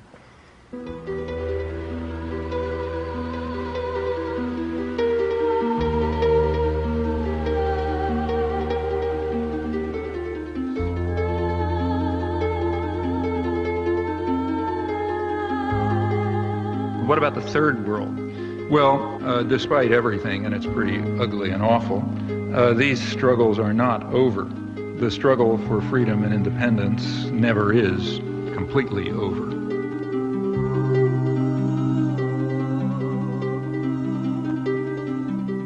Their courage, in fact, is really remarkable and amazing. I've personally had the privilege, and it is a privilege, of witnessing it a few times in villages in Southeast Asia and Central America, and recently in the occupied West Bank, and it is astonishing to see. And it's always amazing, at least to me it's amazing, I can't understand it. It's also very moving and very inspiring. In fact, it's kind of awe-inspiring. Now, they rely very crucially on a very slim margin for survival that's provided by dissidence and turbulence within the imperial societies. And how large that margin is for us to determine.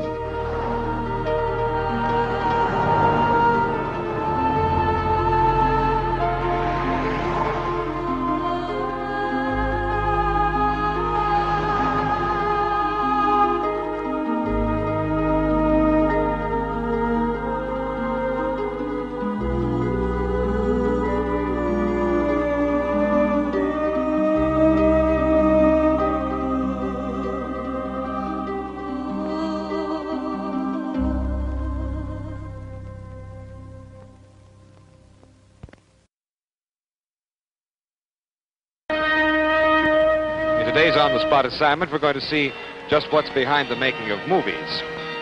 The director and the crew are shooting a documentary film. Let's take a closer look. Bob, this word documentary, what would you say is the difference between a documentary film and a feature movie? Well, there are a good many differences. One would be length. Generally speaking, documentaries are a good deal shorter than feature films. Also, documentaries have something to say in the way of a message. They are informational films. Also, another term that's used interchangeably with documentary is the word actuality films. Bob, is this the thing you hold up in front of the camera before each scene? This is a clapperboard, yes. This identifies on the visual camera the scene number and the take number, and also, as you heard, on the soundtrack. The editor back at the studio puts the two pieces of film together, matches where the lips of the clapper come together, and there you are in sync. Before the break, you were mentioning the media putting forth the information that the power elite want. I'm not sure if I understand, how does the power elite do this, and why do we stand for it? Why does it work so well? Okay, well, I think here we have to, I mean, there are really two questions here. One, is this picture of the media true? And there you have to look at the evidence. I mean, I've given them one example, and that shouldn't convince anybody. One has to look at a lot of evidence to see whether this is true. I think anyone who investigates it will find out that the evidence to support it is simply overwhelming. In fact, it's probably one of the best supported conclusions in the social sciences. But the other question is, how does it work? Your choice, right? I'm the media guy. You're the media. What would you like? I got you an International Herald Tribune. You want that? Anything in a Western language which doesn't exist. What do you got? Financial Times? Absolutely.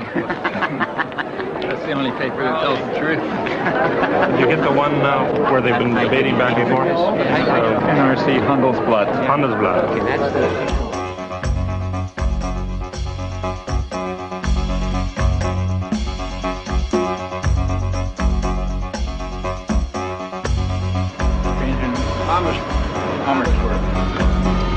Well, this evening's program is scheduled as a debate, which puzzled me all the way through. There are some problems. One problem is that no proposition has been set forth. As I understand debate, people are supposed to advocate something and oppose something. Rather more sensibly, a topic has been proposed for discussion. The topic is manufacture of consent. It's somewhat unusual for a member of the government to debate with a professor in public. It hasn't happened in Holland before. I don't think it's often happens elsewhere.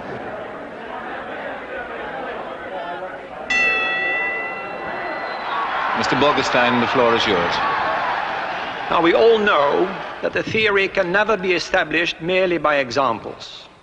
It can only be established by showing some internal inherent logic. Professor Chomsky has not done so. Professor Chomsky? He's quite right when he says you can't just pick examples. You have to do them in a rational way. That's why we compared examples. The truth is that things are not as simple as Professor Chomsky maintains. Another of Professor Chomsky's case studies concerns the treatment that Cambodia has received in the Western press. Here he goes badly off the rails. We didn't discuss Cambodia.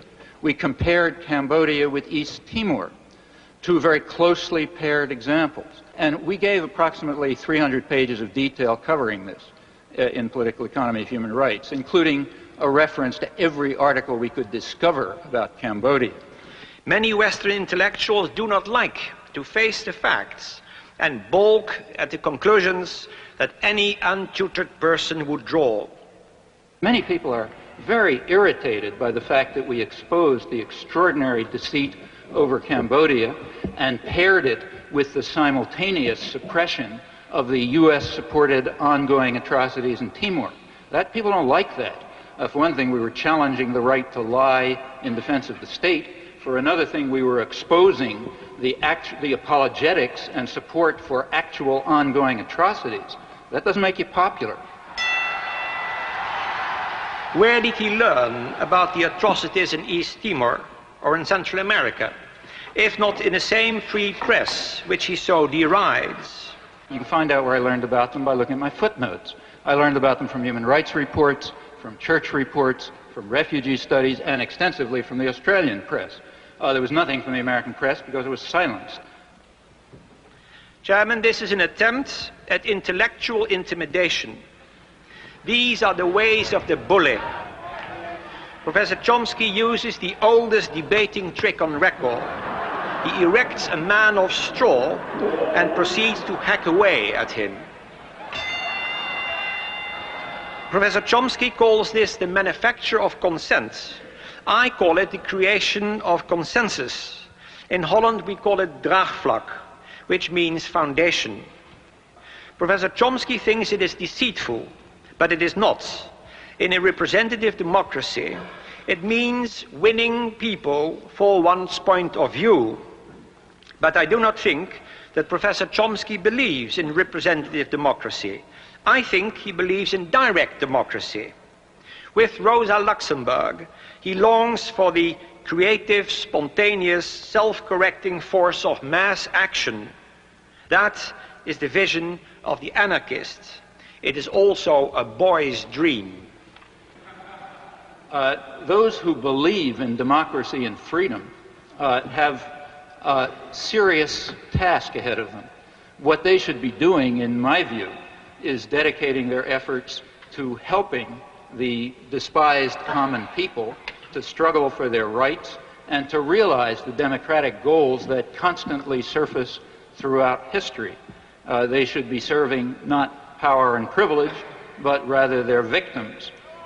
Freedom and democracy are by now not merely values to be treasured, they are quite possibly the prerequisite to survival.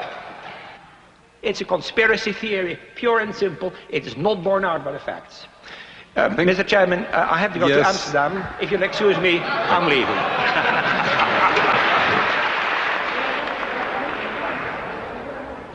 One thing is sure.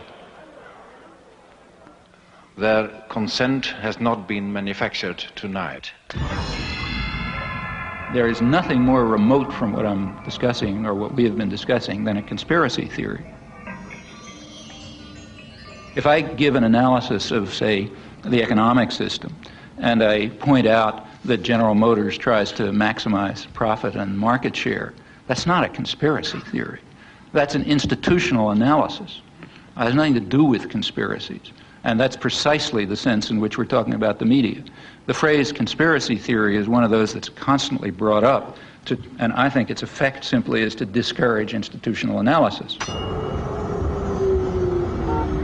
Do you think there's a connection somehow about what the government wants us to know and what the media tell us? It's not communism, but I think to a certain point, it is sensitized. They don't always tell, I guess, John, they don't always tell the truth the way it goes, huh? Got that right. You think that the information you're getting from this paper is biased in any way? Or? Oh, yeah. I think by and large it's well done. You get both sides of the stories. You get the liberal and the side and the conservative side, so to speak. But I don't think you get a very balanced picture because they only have 20 seconds, 30 seconds for a news item or whatever, and they're going to pick out a highlight, and every network is going to cover the same highlight, and that's all you're going to see. You get what they want you to hear. Do you think they're biased in some way then? Yeah. Here we go. See you later.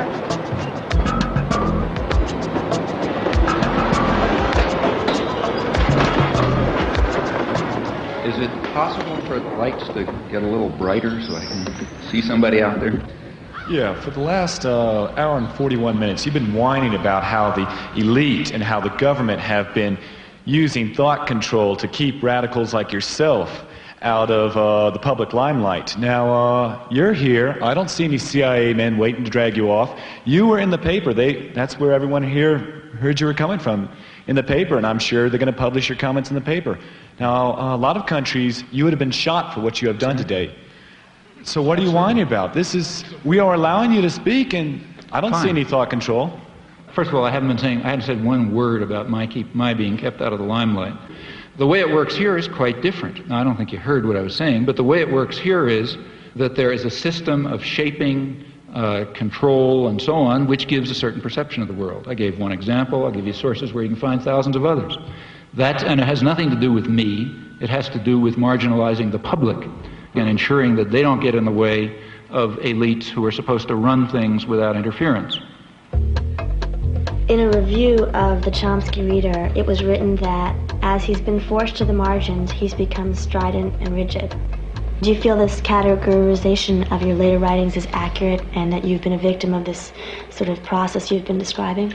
Well, the business about being forced to other people will have to judge about the stridency. I don't believe it, but anyway, that's for other people to judge.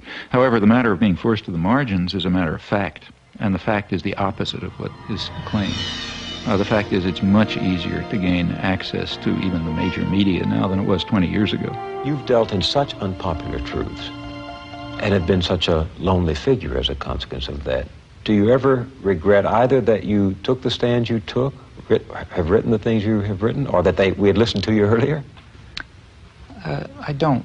I mean, there are particular things which I would do differently because you think about things, you do them differently. But in general, I would say I do not regret it. I mean, do you like being controversial?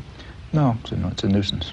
Because this mass medium pays little attention to the views of dissenters, not just Noam Chomsky, but most dissenters do not get much of a hearing in this medium. No, in fact, that's, again, completely understandable. They wouldn't be performing their societal function if they allowed favored truths to be challenged. Now, notice that that's not true when I cross the border anywhere, so that I have easy access to the media in just about every other country in the world. There's a number of reasons for that, and one reason is I'm primarily talking about the United States, and it's much less threatening. Your view there is that the militarization of the American economy essentially has come about because there are not other means of controlling the American population. In a democratic society. I mean, it may be paradoxical, but the freer the society is, the more it's necessary to resort to devices like induced fear.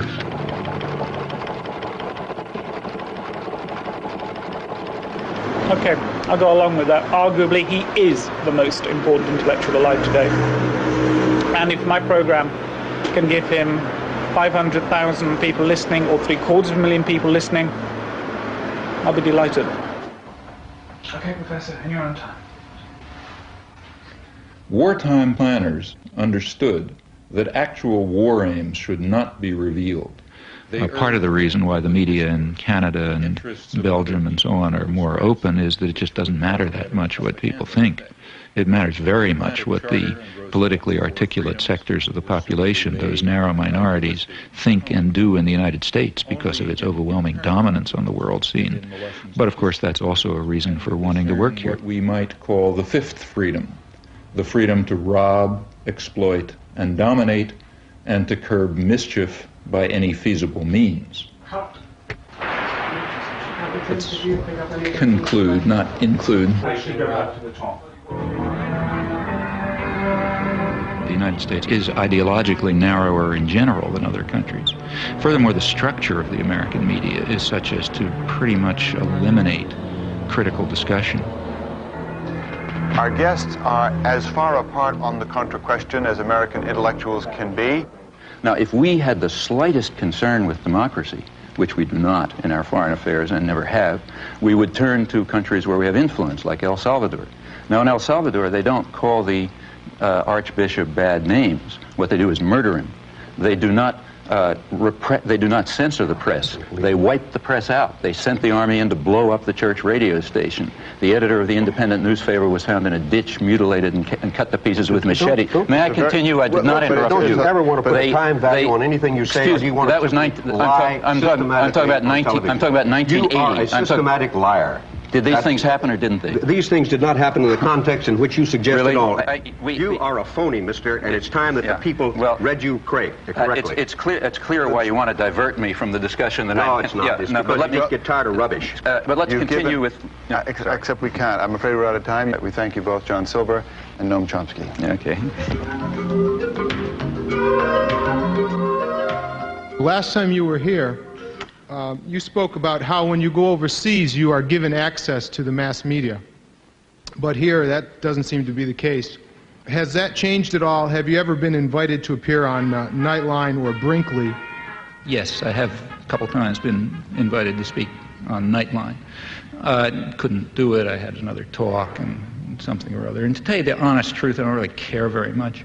The FAIR, the media monitoring group, published a very interesting study of Nightline.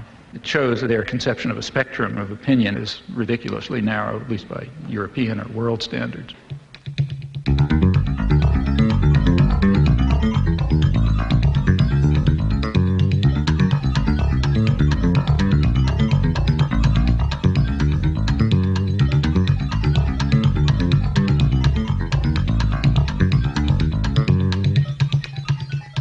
Let me tell you a personal experience. I happened to be in Madison, Wisconsin, on a listener-supported radio station, community radio station, a very good one. I was having an interview with the news director. I've been on that program dozens of times, usually by telephone.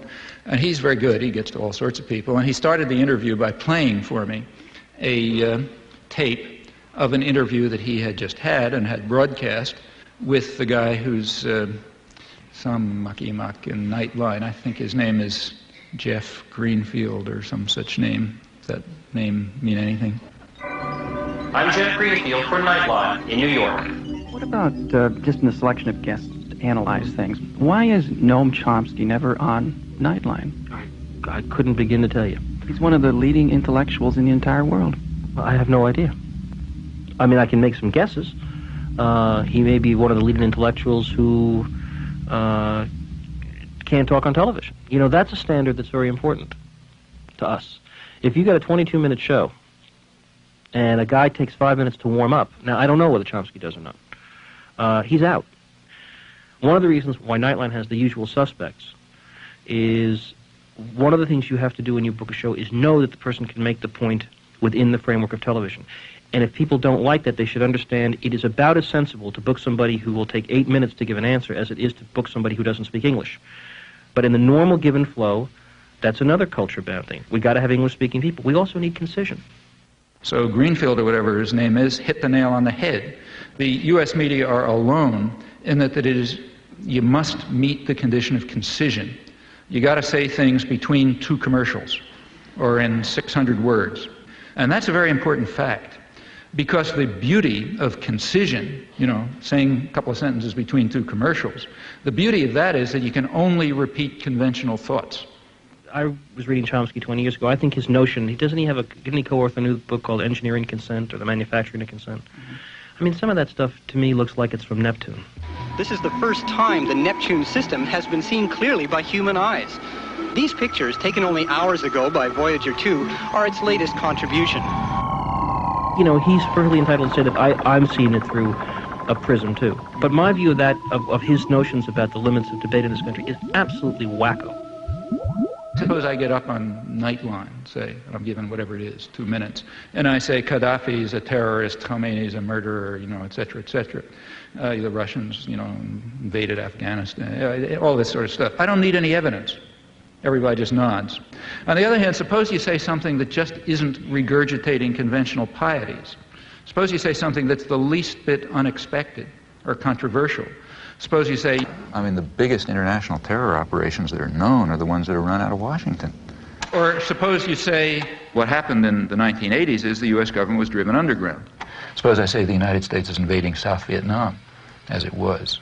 The best political leaders are the ones who are lazy and corrupt. If the Nuremberg laws were applied, then every post-war American president would have been hanged. The Bible is probably the most genocidal book in our total canon. Education is a system of imposed ignorance. There's no more morality in world affairs fundamentally than there was in the time of Genghis Khan. They're just different, you know, they're just different factors to be concerned with. Now, Chomsky, thank you. Well, you know, people will quite reasonably expect to know what you mean. Why did you say that? I never heard that before. If you said that, you better have a reason, you know, you better have some evidence. In fact, you better have a lot of evidence, because that's a pretty startling comment. You can't give evidence if you're stuck with concision. You know, that's the genius of this structural constraint. And in my view, if people like, say, Nightline and McNeil Lehrer and so on were smarter, if they were better propagandists, they would let dissidents on, let them on more, in fact. The reason is that they would sound like they're from Neptune. Then comes our special conversation on the Middle East crisis. Tonight's is with the activist, writer, and professor Noam Chomsky. Again, there has been an offer on the table, which we rejected, an Iraqi offer last April, to eliminate their chemical and other unconventional arsenals if Israel were to simultaneously do the same. We rejected it, but I think that should be pursued as well. Sorry to interrupt you. I have to end it there. That's the end of our time. Professor Chomsky, thank you very much for joining us. AT&T has supported the McNeil-Lehrer NewsHour since 1983 because quality information and quality communications is our idea of a good connection. AT&T, the right choice. Oh, okay. If you just could you just take half a second? It's just for two shot. That's all, and we can do everything else. Okay. Yeah. What about the mic? Is that Mark? I think there's some stuff hanging around here. Right. The idea of this one is it's just a shot where I'm seen talking to you and you're seen listening to me. I'll ask you though if you don't speak to me or move your lips so that I can be seen to be asking you a question. The reason for the shot is simply this. I'm used to it. Okay. Just don't talk to me and I'll keep going. That's the thing. The reason for the shot, I'll explain it through because I usually find that's the easiest way to do it. The reason for the shot is I need a shot where you're sitting and seen listening to me while I'm asking you a question. We can use the shot to introduce you, explain who you are, where you fit into the piece I'm doing. But if you don't speak to me, I can also use... Got it? Okay. Thanks for your time. Righto. If there is a narrower range of opinion in the United States, and it is harder to express a variety of different opinions, why do you live in the U.S.? Well, first of all, it's my country, and secondly, it's in many ways, as I said before, it's the freest country in the world. I think there's more possibilities for change here than in any other country I know.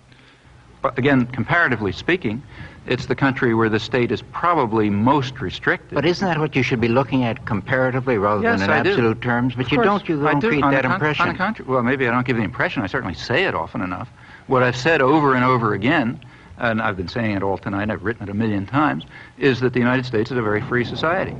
It's also a very rich society. Of course, the United States is a scandal from the point of view of its wealth.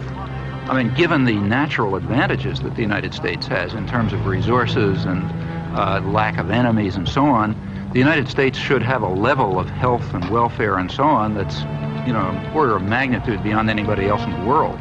We don't. The United States is last among 20 industrialized societies in infant mortality. That's a scandal of American capitalism.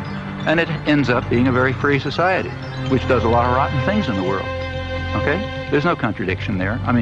Greece was a free society by the standards of Athens. It was also a vicious society from the point of view of its imperial behavior.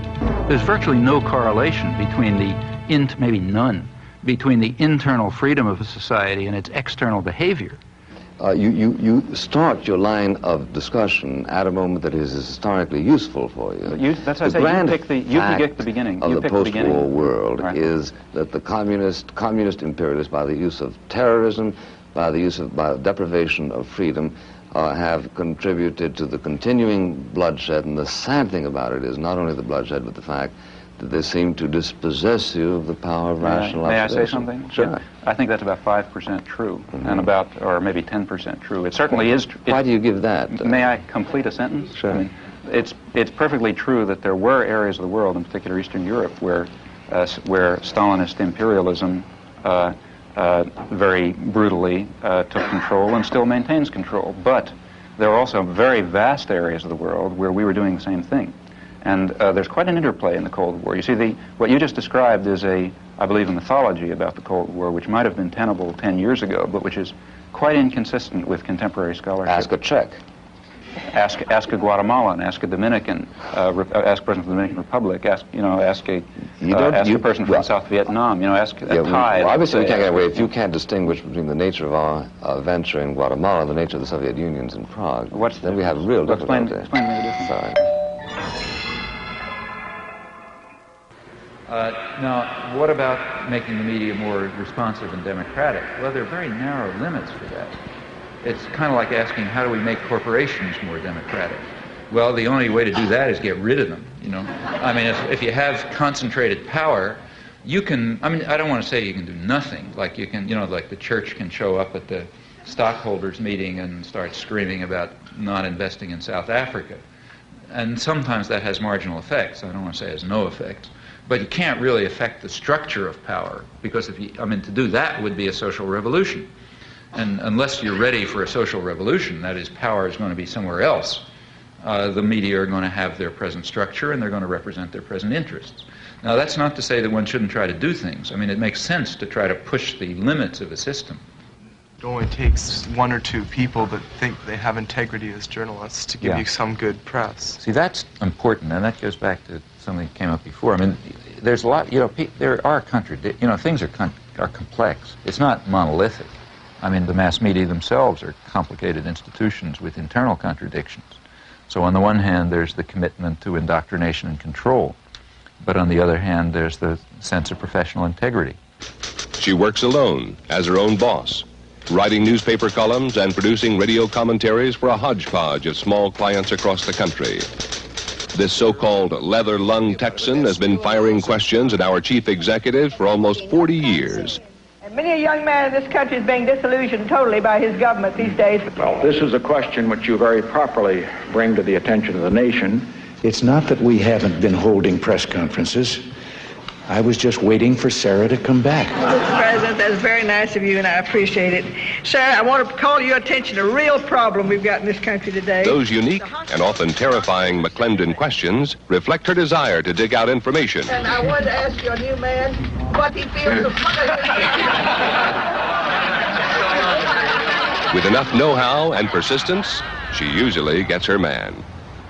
What would you do if you were in a situation where you were trying to be an honest reporter and you were worried sick about your country and you saw how sick it was and you were facing this weak White House and a weak Congress as a reporter? What would you do? I think there are a lot of reporters who do a very good job. In fact, I have a lot of friends in the press who I think do a terrific job. I know they are, but I mean they want to. But now what? Well, you have to first of all you have to understand what the system is. And smart reporters do understand what it is. You have to understand what the pressures are, what the commitments are, what the barriers are, and what the openings are. Like right after the Iran-Contra hearings, a lot of good reporters understood, well, things are going to be a little more open for a couple of months. So they could ram through stories that they knew they couldn't even talk about before. After Watergate. And the same after Watergate. And then, it closes up again and so on. Most people, I imagine, simply internalize the values. That's the easiest way and the most successful way. You just internalize the values, and then you regard yourself, in a way, correctly as acting perfectly freely. All right, let's get to the White House now, where I think veteran correspondent Frank Sesno could tell us a little bit about self-censorship. That inertial guidance system is always going on, isn't it? Is there any formal censorship there? Well, there's no self-censorship, Reed. If somebody tells me something, I'm going to pass it on, unless there's a particular and compelling reason not to. I can't deny that I wouldn't like to have access to the Oval Office and all the same maps and charts and graphs that the president's looking at, but that's not possible, it's not realistic, and it's probably not even desirable.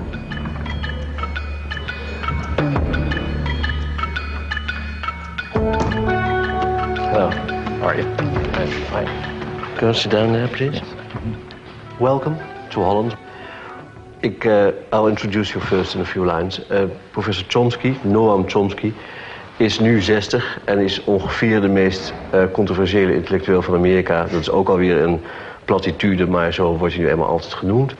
Chomsky has been called the Einstein of modern linguistics. The New York Times has said he's arguably the most important intellectual alive today. But his presence here has sparked a protest. This book then has poisoned the world, and all liar in there. And as a Vietnamese people, we come here to learn the book.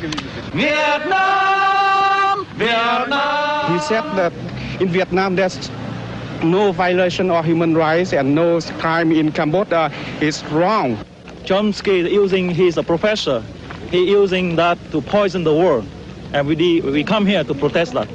I don't mind the denunciations, frankly. I mind the lies. I mean, intellectuals are very good at lying. They're professionals at it. Vilification is a wonderful technique. There's no way of responding to it. If somebody calls you, an anti-Semite, what can you say? I'm not an anti-Semite. Somebody says you're a racist, you're a Nazi or something. You always lose. I mean, the person who throws in the mud always wins because there's no way of responding to such charges. Professor Chomsky seems to believe that the people he criticizes fall into one of two classes, liars or dupes. Consider what happened when I discussed the case of Robert Faurisson. Let me recall the facts. Let's not go into details, please, because the details happen to be important. Yes, but I have only one question on the Faurisson question. Do the facts matter or don't they matter? Of course they do. Well, let me tell you what the facts are then. Faurisson says that the massacre of the Jews in the Holocaust is a historic lie. No, this is an important one. It has a lot to do with the topic. Your views are extremely controversial, and perhaps one of the things that has been most controversial and you've been most strongly criticized for was your defense of a French intellectual who was suspended from his university post for contending that there were no Nazi death camps in World War II. My name is Robert Faurisson. I am 60. I am university professor in Lyon, France. Behind me, you may see the courthouse of Paris, the Palais de Justice. In this place, I was convicted many times at the beginning of the 80s. I was charged by 9 associations, mostly Jewish associations, for inciting hatred, racial hatred, for racial defamation, for damage by falsifying a story.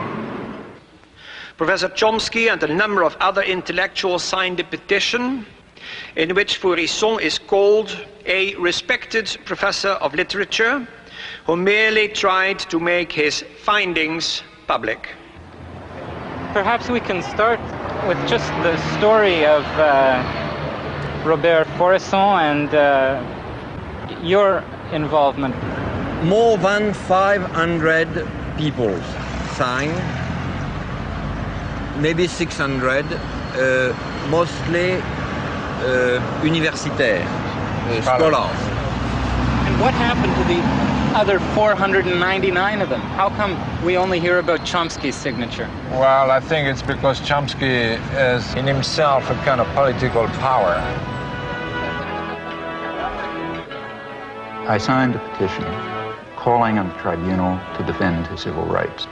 At that point, the French press, which apparently has no conception of freedom of speech, concluded that since I had called for his civil rights, I was therefore defending his theses. Faurisson then published a book in which he tried to prove that the Nazi gas chambers never existed.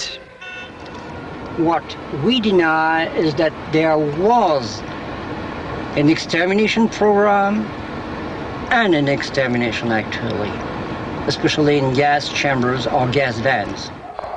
The book contains a preface written by Professor Chomsky in which he calls Faurisson a relatively apolitical sort of liberal. A communist is a man, a Jew is a man, a Nazi is a man, I am a man. Are you a Nazi? I am not a Nazi. How would you describe yourself politically? Nothing.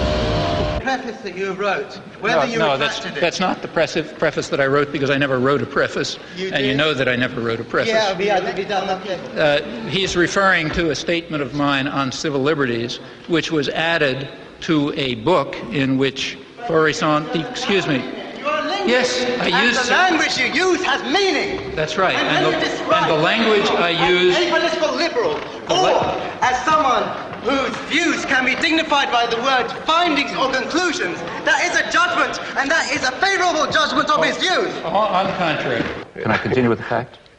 Yes, you can continue with the facts for hours, but I mean, but there are a few facts that, yeah, okay. Let's get to the so-called preface. I was then asked by the person who organized the petition to write a statement on freedom of speech, just banal comments about freedom of speech, pointing out the difference between defending a person's right to express his views and defending the views expressed. So I did that. I wrote a rather banal statement called Some Elementary Remarks on Freedom of Expression, and I told him, do what you like with it. So Pierre produced a book which all the arguments of Faurisson were to be put in front of the court. And we thought wise to use the text of Noam Chomsky as a kind of warning, a foreword, to say that it was a matter of freedom of expression, freedom of thought, freedom of research. Why did you try at the last moment to get it back from the book? That's the one thing I'm sorry about.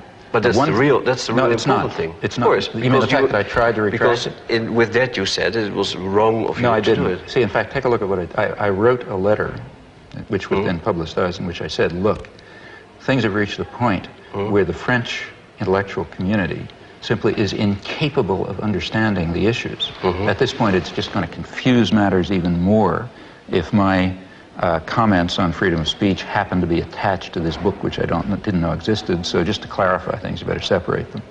Now, in retrospect, I think I probably shouldn't have done that. I should have just said, fine, then let it appear, because it ought to appear. But that's, apart from that, I regard this as not only trivial, but as compared with other positions I've taken on freedom of speech, invisible. I do not think that the state ought to have the right to determine historical truth and to punish people who deviate from it. I'm not willing to give the state that right, even if they happen to But are you denying that the gas chambers never existed? But I'm saying if you believe in freedom of speech, you believe in freedom of speech for views you don't like. I mean, Goebbels was in favor of freedom of speech for views he liked, right? So was Stalin.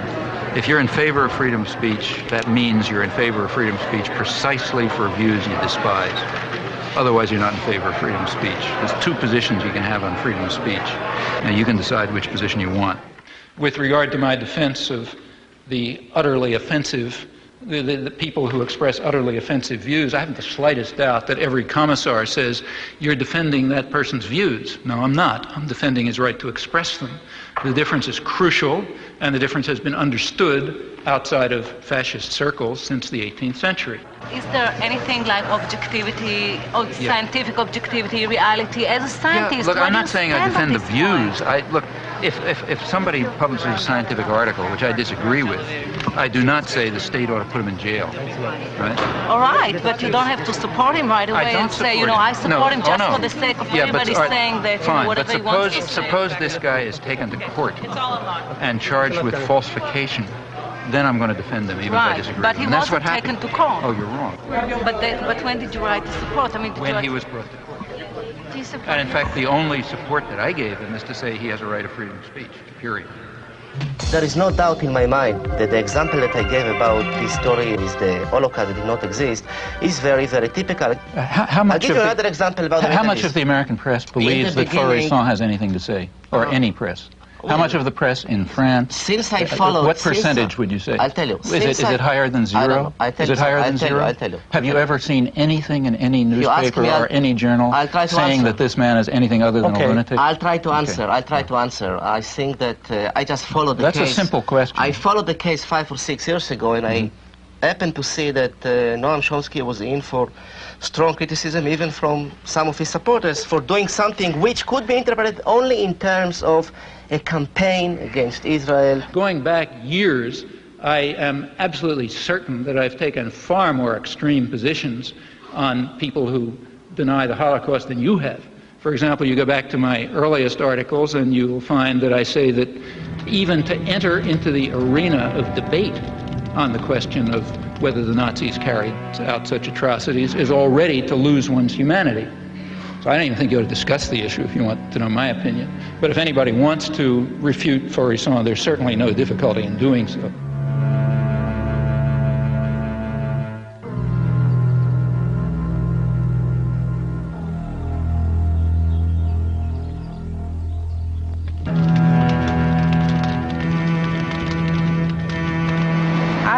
I'm not interested in freedom of speech and all that. I have to win, and that's the question. And I shall win.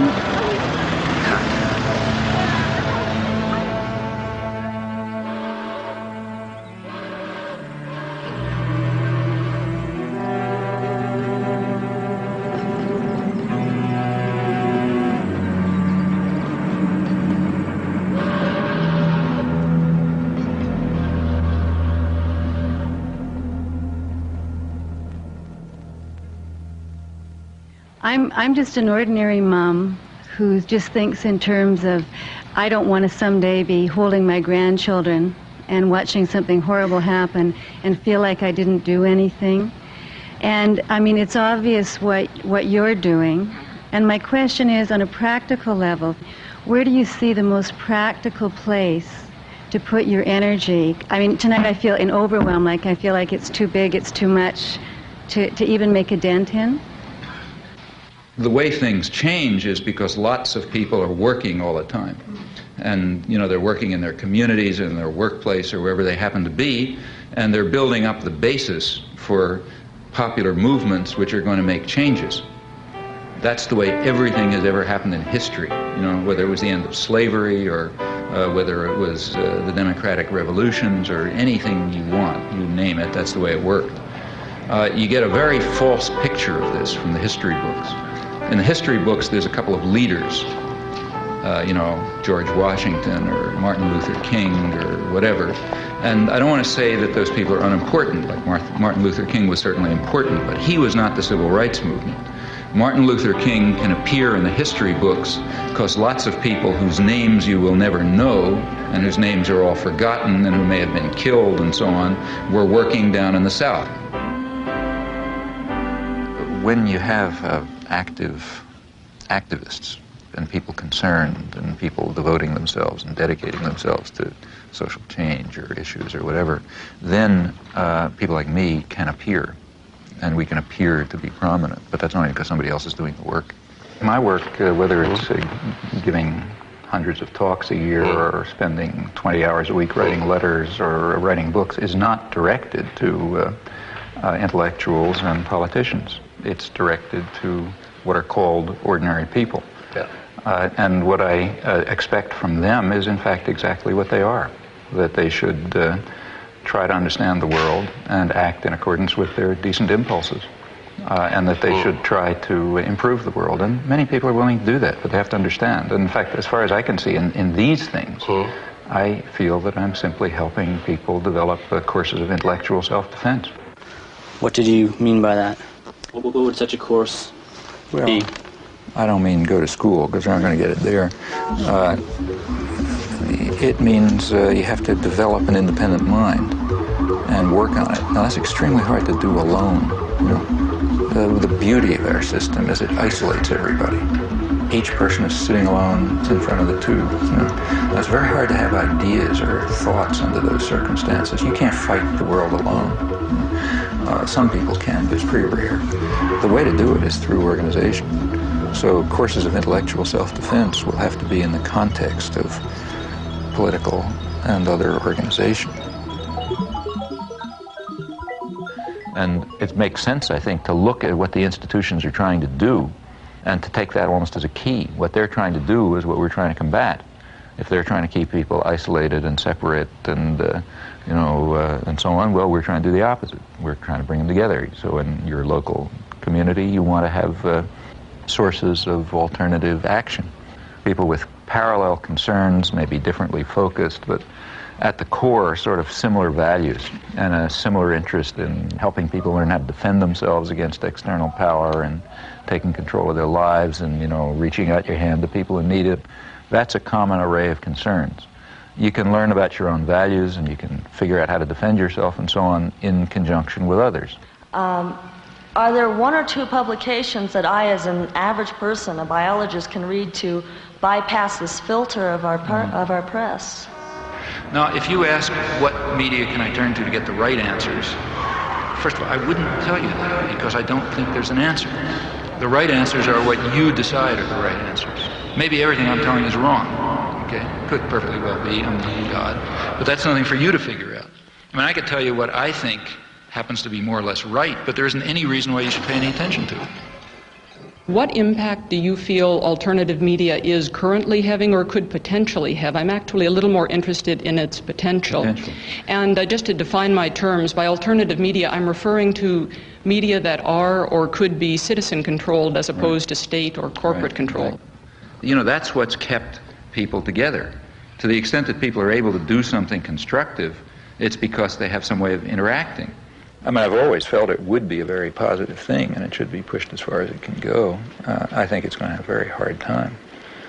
There's just such a concentration of resources and power that alternative media, while extremely important, are going to have quite a battle.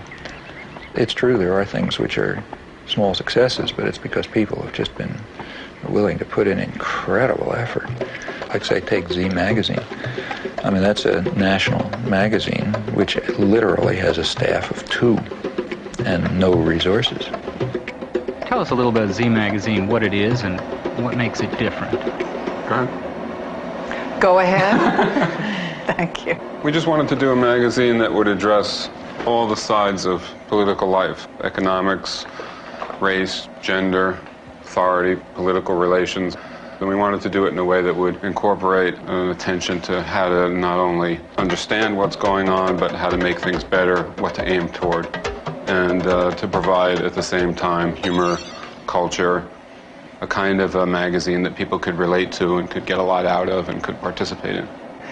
And what we wanted to do, which we didn't think was provided by the existing magazines, was to give it a real activist slant so that it could be very useful to the variety of movements in the country. And we just felt there wasn't a magazine that reflected that, that inspired people and that gave people sort of a strategy and perhaps even a vision of how things could be better.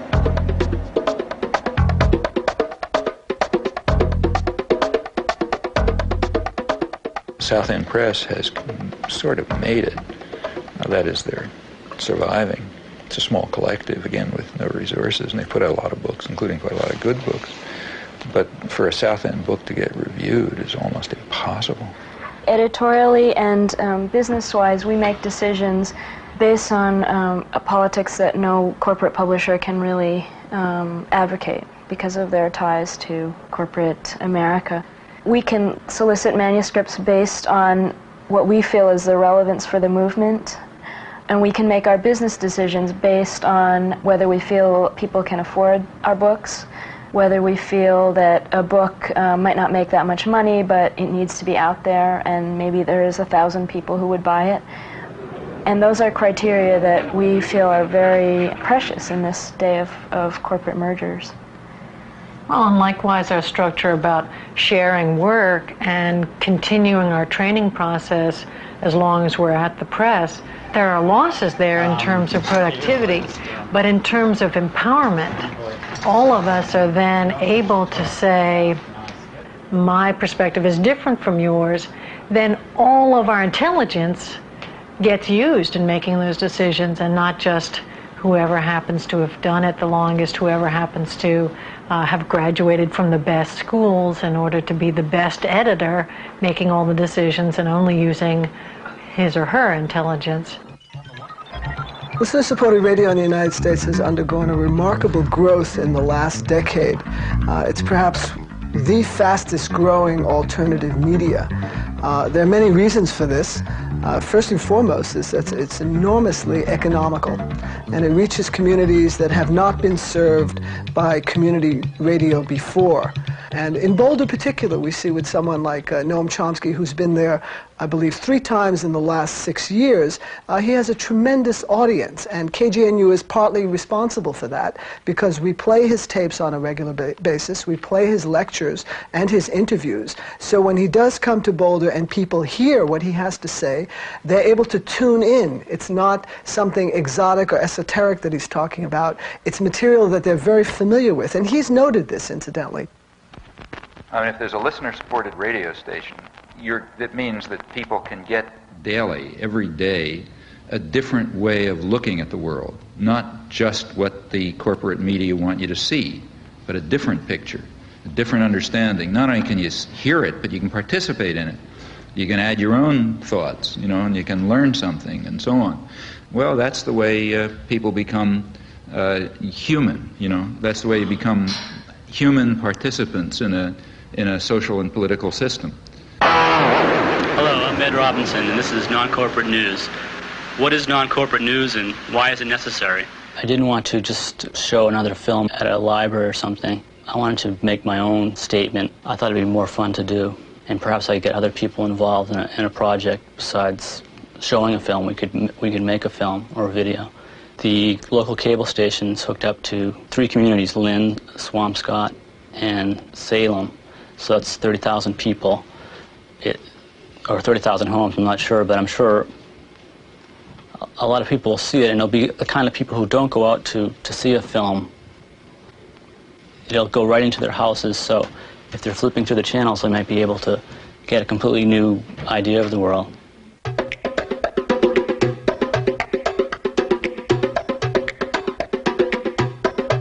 So there's kind of networks of cooperation developed, which, I mean, like here, for example, is a collection of stuff from a friend of mine in Los Angeles who does careful monitoring of the whole press in Los Angeles and a lot of the British press, which he reads, and does selection, so I don't have to read the movie reviews and the local gossip and all this kind of stuff, but I get the occasional nugget that sneaks through, and that you find if you're carefully and intelligently and critically reviewing a wide range of press. Well, there are a fair number of people who do this, and we exchange information. We wrote this, a 2-volume work, in which we saw one another for a couple weeks when we were getting started, but then we wrote 2 volumes, essentially, without seeing one another, just by phone, by mail, and exchanging manuscripts. But this takes a lot of communication by mail. My Chomsky file is a couple of feet thick. The end result is that you do have access to resources in a way which I doubt that any national intelligence agency can duplicate, let alone scholarship. So there are ways of compensating for the absence of resources. People can do things. Like, for example, I found out about the arms flow to Iran by reading transcripts of the BBC. And by reading an interview somewhere with an Israeli ambassador in one city and reading something else in the Israeli press. Now, okay, the information is there, but it's there to a fanatic, somebody who wants to spend a substantial part of their time and energy exploring it and comparing today's lies with yesterday's leaks and so on. That's a research job. And it's, it just simply doesn't make any sense to ask the general population to dedicate themselves to this task on every issue. I'm not given to false modesty. There are things that I can do, and I know that I can do them reasonably well, including analysis and study, research. I mean, I know how to do that sort of thing, and I think I have a reasonable understanding of the way the world works as much as anyone can. And that turns out to be a very useful resource for people who are doing active organizing, trying to engage themselves in a way which will make it a little bit of a better world. And if you can help in those things or participate in them, well, that's rewarding.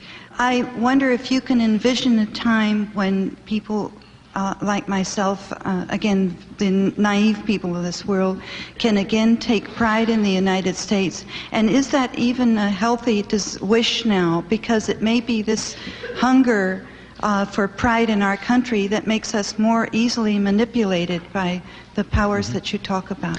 I think you first of all have to ask what you mean by your country. Now, if you mean by the country, the government, I don't think you can be proud of it, and I don't think you could ever be proud of it. Or could you be proud of any government? It's not our government, and you shouldn't be. States are violent institutions. The government of any country, including ours, represents some sort of domestic power structure, and it's usually violent. States are violent to the extent that they're powerful. That's roughly accurate. You look at American history, it's nothing to write home about. Why are we here? We're here because, say, some 10 million Native Americans were wiped out. That's not very pretty.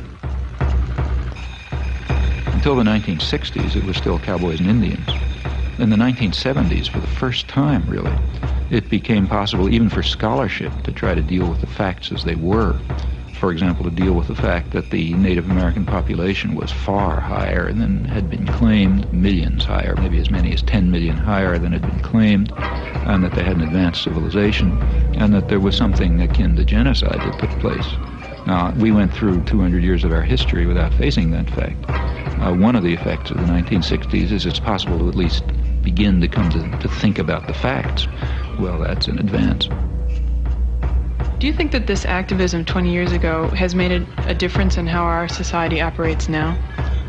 It has not changed the institutions and the way they function, but it has led to very significant cultural changes.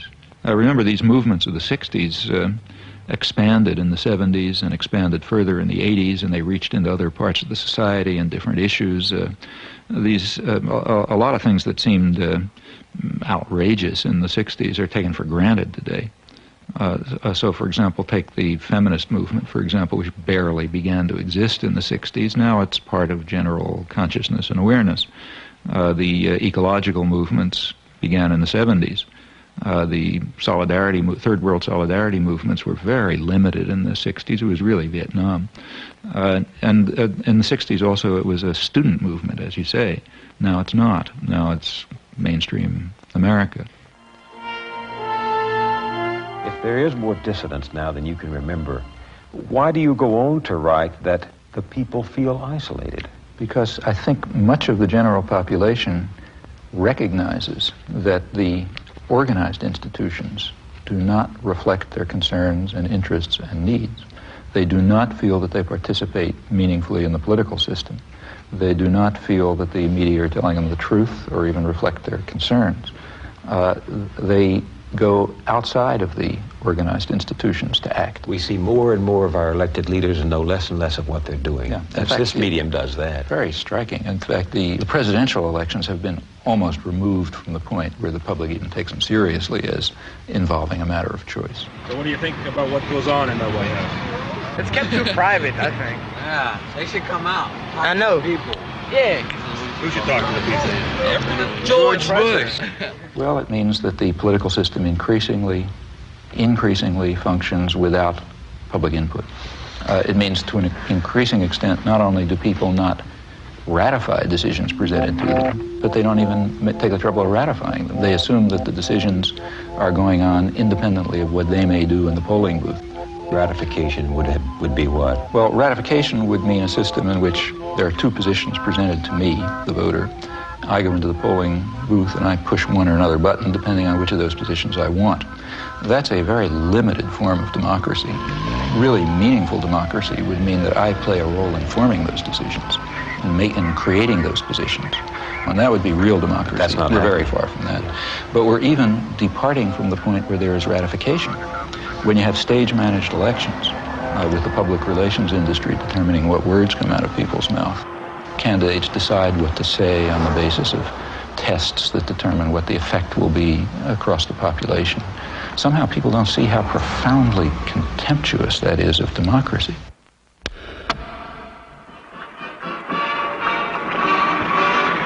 The solemn moment is near, but first, the swearing in of Dan Quayle.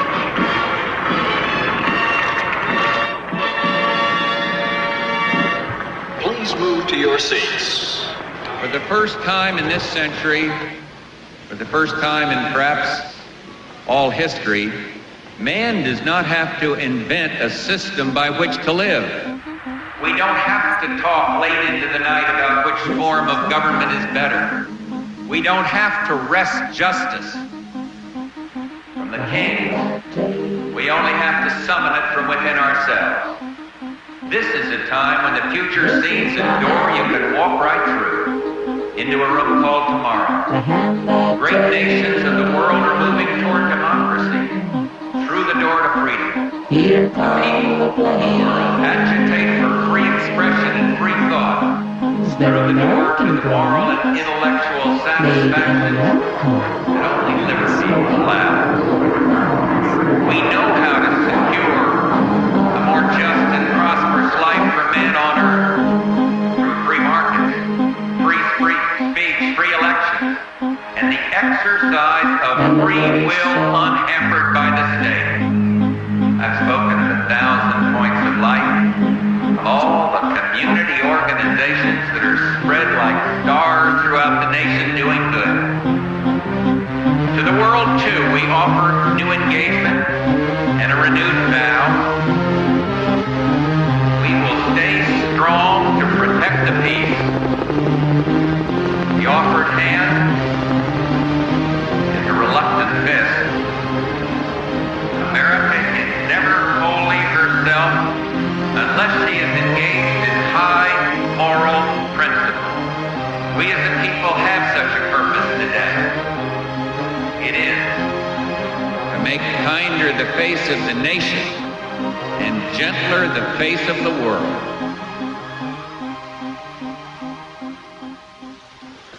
Referring back to your earlier comment about escaping from or doing away with capitalism, I was wondering what scheme, workable scheme, you would put in its place. Me? Or well, what I would, yeah. what would you suggest to others who might be in a position to set it up and get it going? Well, I mean, I think that what used to be called centuries ago wage slavery is intolerable. I mean, I don't think people ought to be forced to rent themselves in order to survive. I think that the economic institutions ought to be run democratically by their participants, by the communities in which they exist, and so on. And I think basically through various kinds of free association. Historically, have there been any sustained examples on any substantial scale of societies which approximated to the anarchist ideal? There are small societies, small in number, that have, I think, done so quite well, and there are a few examples of large-scale libertarian revolutions which were largely anarchist in their structure. As to the first, small societies extending over a long period, I myself think the most dramatic example is perhaps the Israeli kibbutzim, which for a long period, may or may not be true today, really were constructed on anarchist principles, that is, of direct worker control, integration of agriculture, industry, service, personal life on an egalitarian basis with direct and, in fact, quite active participation in self-management, and were, I should think, extraordinarily successful. A good example of a really large-scale anarchist revolution, or largely anarchist revolution, in fact, the best example, to my knowledge, is the Spanish Revolution in 1936. And, in fact, you can't tell what would have happened. That anarchist revolution was simply destroyed by force, but during the period in which it was alive, I think it was inspiring testimony to the ability of poor working people to organize, manage their affairs extremely successfully without coercion and control. How far does the success of libertarian socialism or anarchism as whatever really depend on a fundamental change in the nature of man, both in his motivation, his altruism, and also in his knowledge and sophistication? I think it not only depends on it, but in fact, the whole purpose of libertarian socialism is that it will contribute to it. It will contribute to a spiritual transformation, precisely that kind of great transformation in the way humans conceive of themselves and their ability to act, to decide, to create, to produce, to inquire, precisely that spiritual transformation that social thinkers from the left Marxist tradition, from Luxemburg, say, on over through anarcho-syndicalists have always emphasized. So on the one hand, it requires that spiritual transformation. On the other hand, its purpose is to create institutions which will contribute to that transformation.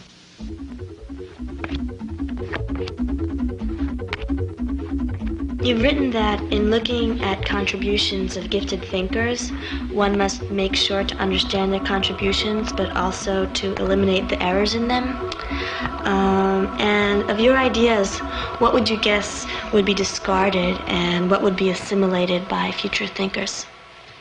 Well, I mean, I would assume virtually everything would be discarded.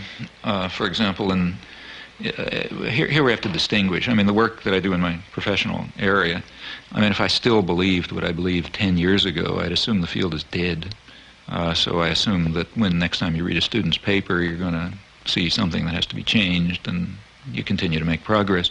In dealing with social and political issues, in my view, what is at all understood is pretty straightforward. I don't think that there may be deep and complicated things, but if so, they're not understood. The basic ways, to the extent that we understand society at all, it's pretty straightforward. And I don't think that those simple understandings are likely to undergo much change. The point is that you have to work. And that's why the propaganda system is so successful. Very few people are going to have the time or the energy or the commitment to carry out the constant battle that's required to get outside of, McNeil Lehrer or Dan Rather or somebody like that. The easy thing to do, you come home from work, you're tired, you had a busy day, you're not going to spend the evening carrying out a research project. So you turn on the tube, you say it's probably right, or or you look at the headlines in the paper, and then you watch the sports or something. And that's basically the way the system of indoctrination works. Sure, the other stuff is there, but you're going to have to work to find it. Modern industrial civilization has developed within a certain system of convenient myths.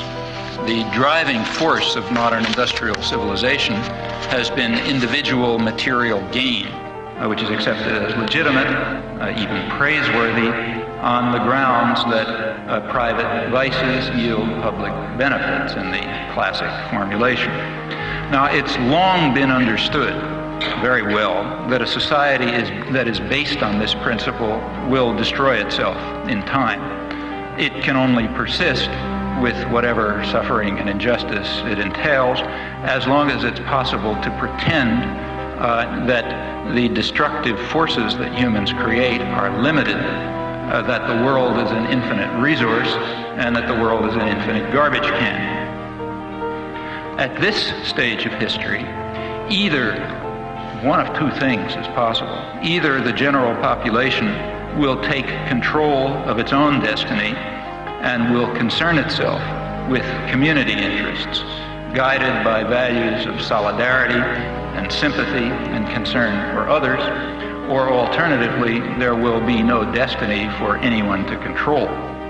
As long as some specialized class is in a position of authority, it is going to set policy in the special interests that it serves.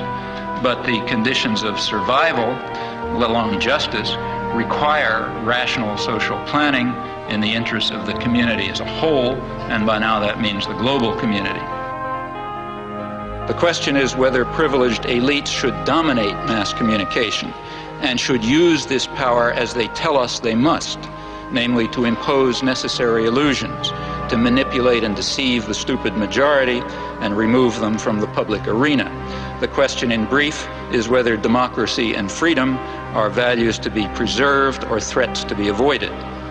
In this possibly terminal phase of human existence, democracy and freedom are more than values to be treasured.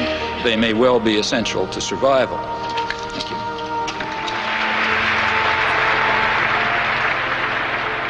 He's up there thinking for himself, and he's deciphering this tremendously overweighted body of information, which he puts into an order and gives you the feeling that you can do the same thing, that the whole thing is decipherable.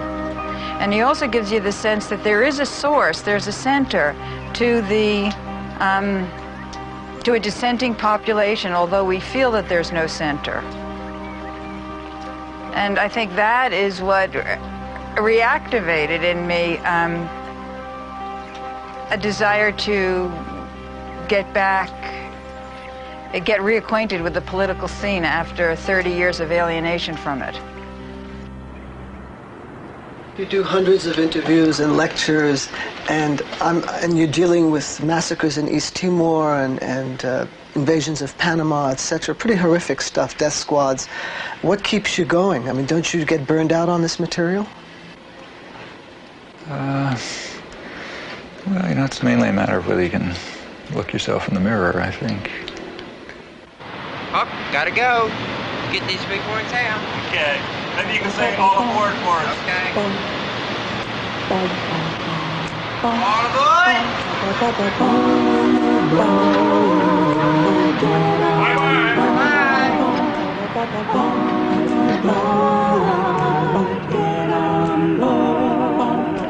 There's a train coming somewhere down the track. The people who ain't ready better step in back. This train has been running since time began. It's running on the love of your fellow man. All aboard. Couldn't see it. Just hit the microphone. Thank you. Bye, Canada. Goodbye, Canada.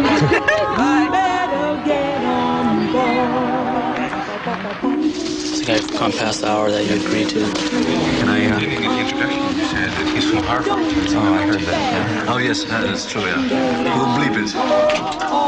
sorry about making you answer that. No, that's okay. So short. It worked. Did we hit it in 2 minutes? Or? Well, we did pretty well. Actually, that means less sports, and that's fine with me. You know, people out there, they don't know what's going on. If the people knew what you say here today, there'd be a heck of a change. Thank you. On that optimistic note, Professor Chomsky, thank you very much indeed. So how did it go? Oh, I thought it was sort of technical sounding, but I don't know, there wasn't much of a rhythm. Did you ever think of running for president? If I ran for president, first thing I'd do is tell people not to vote for me.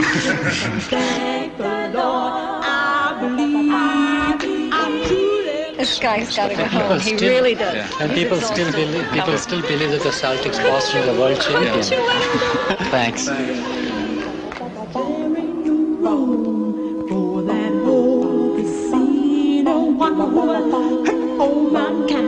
Just to save his own, you must step into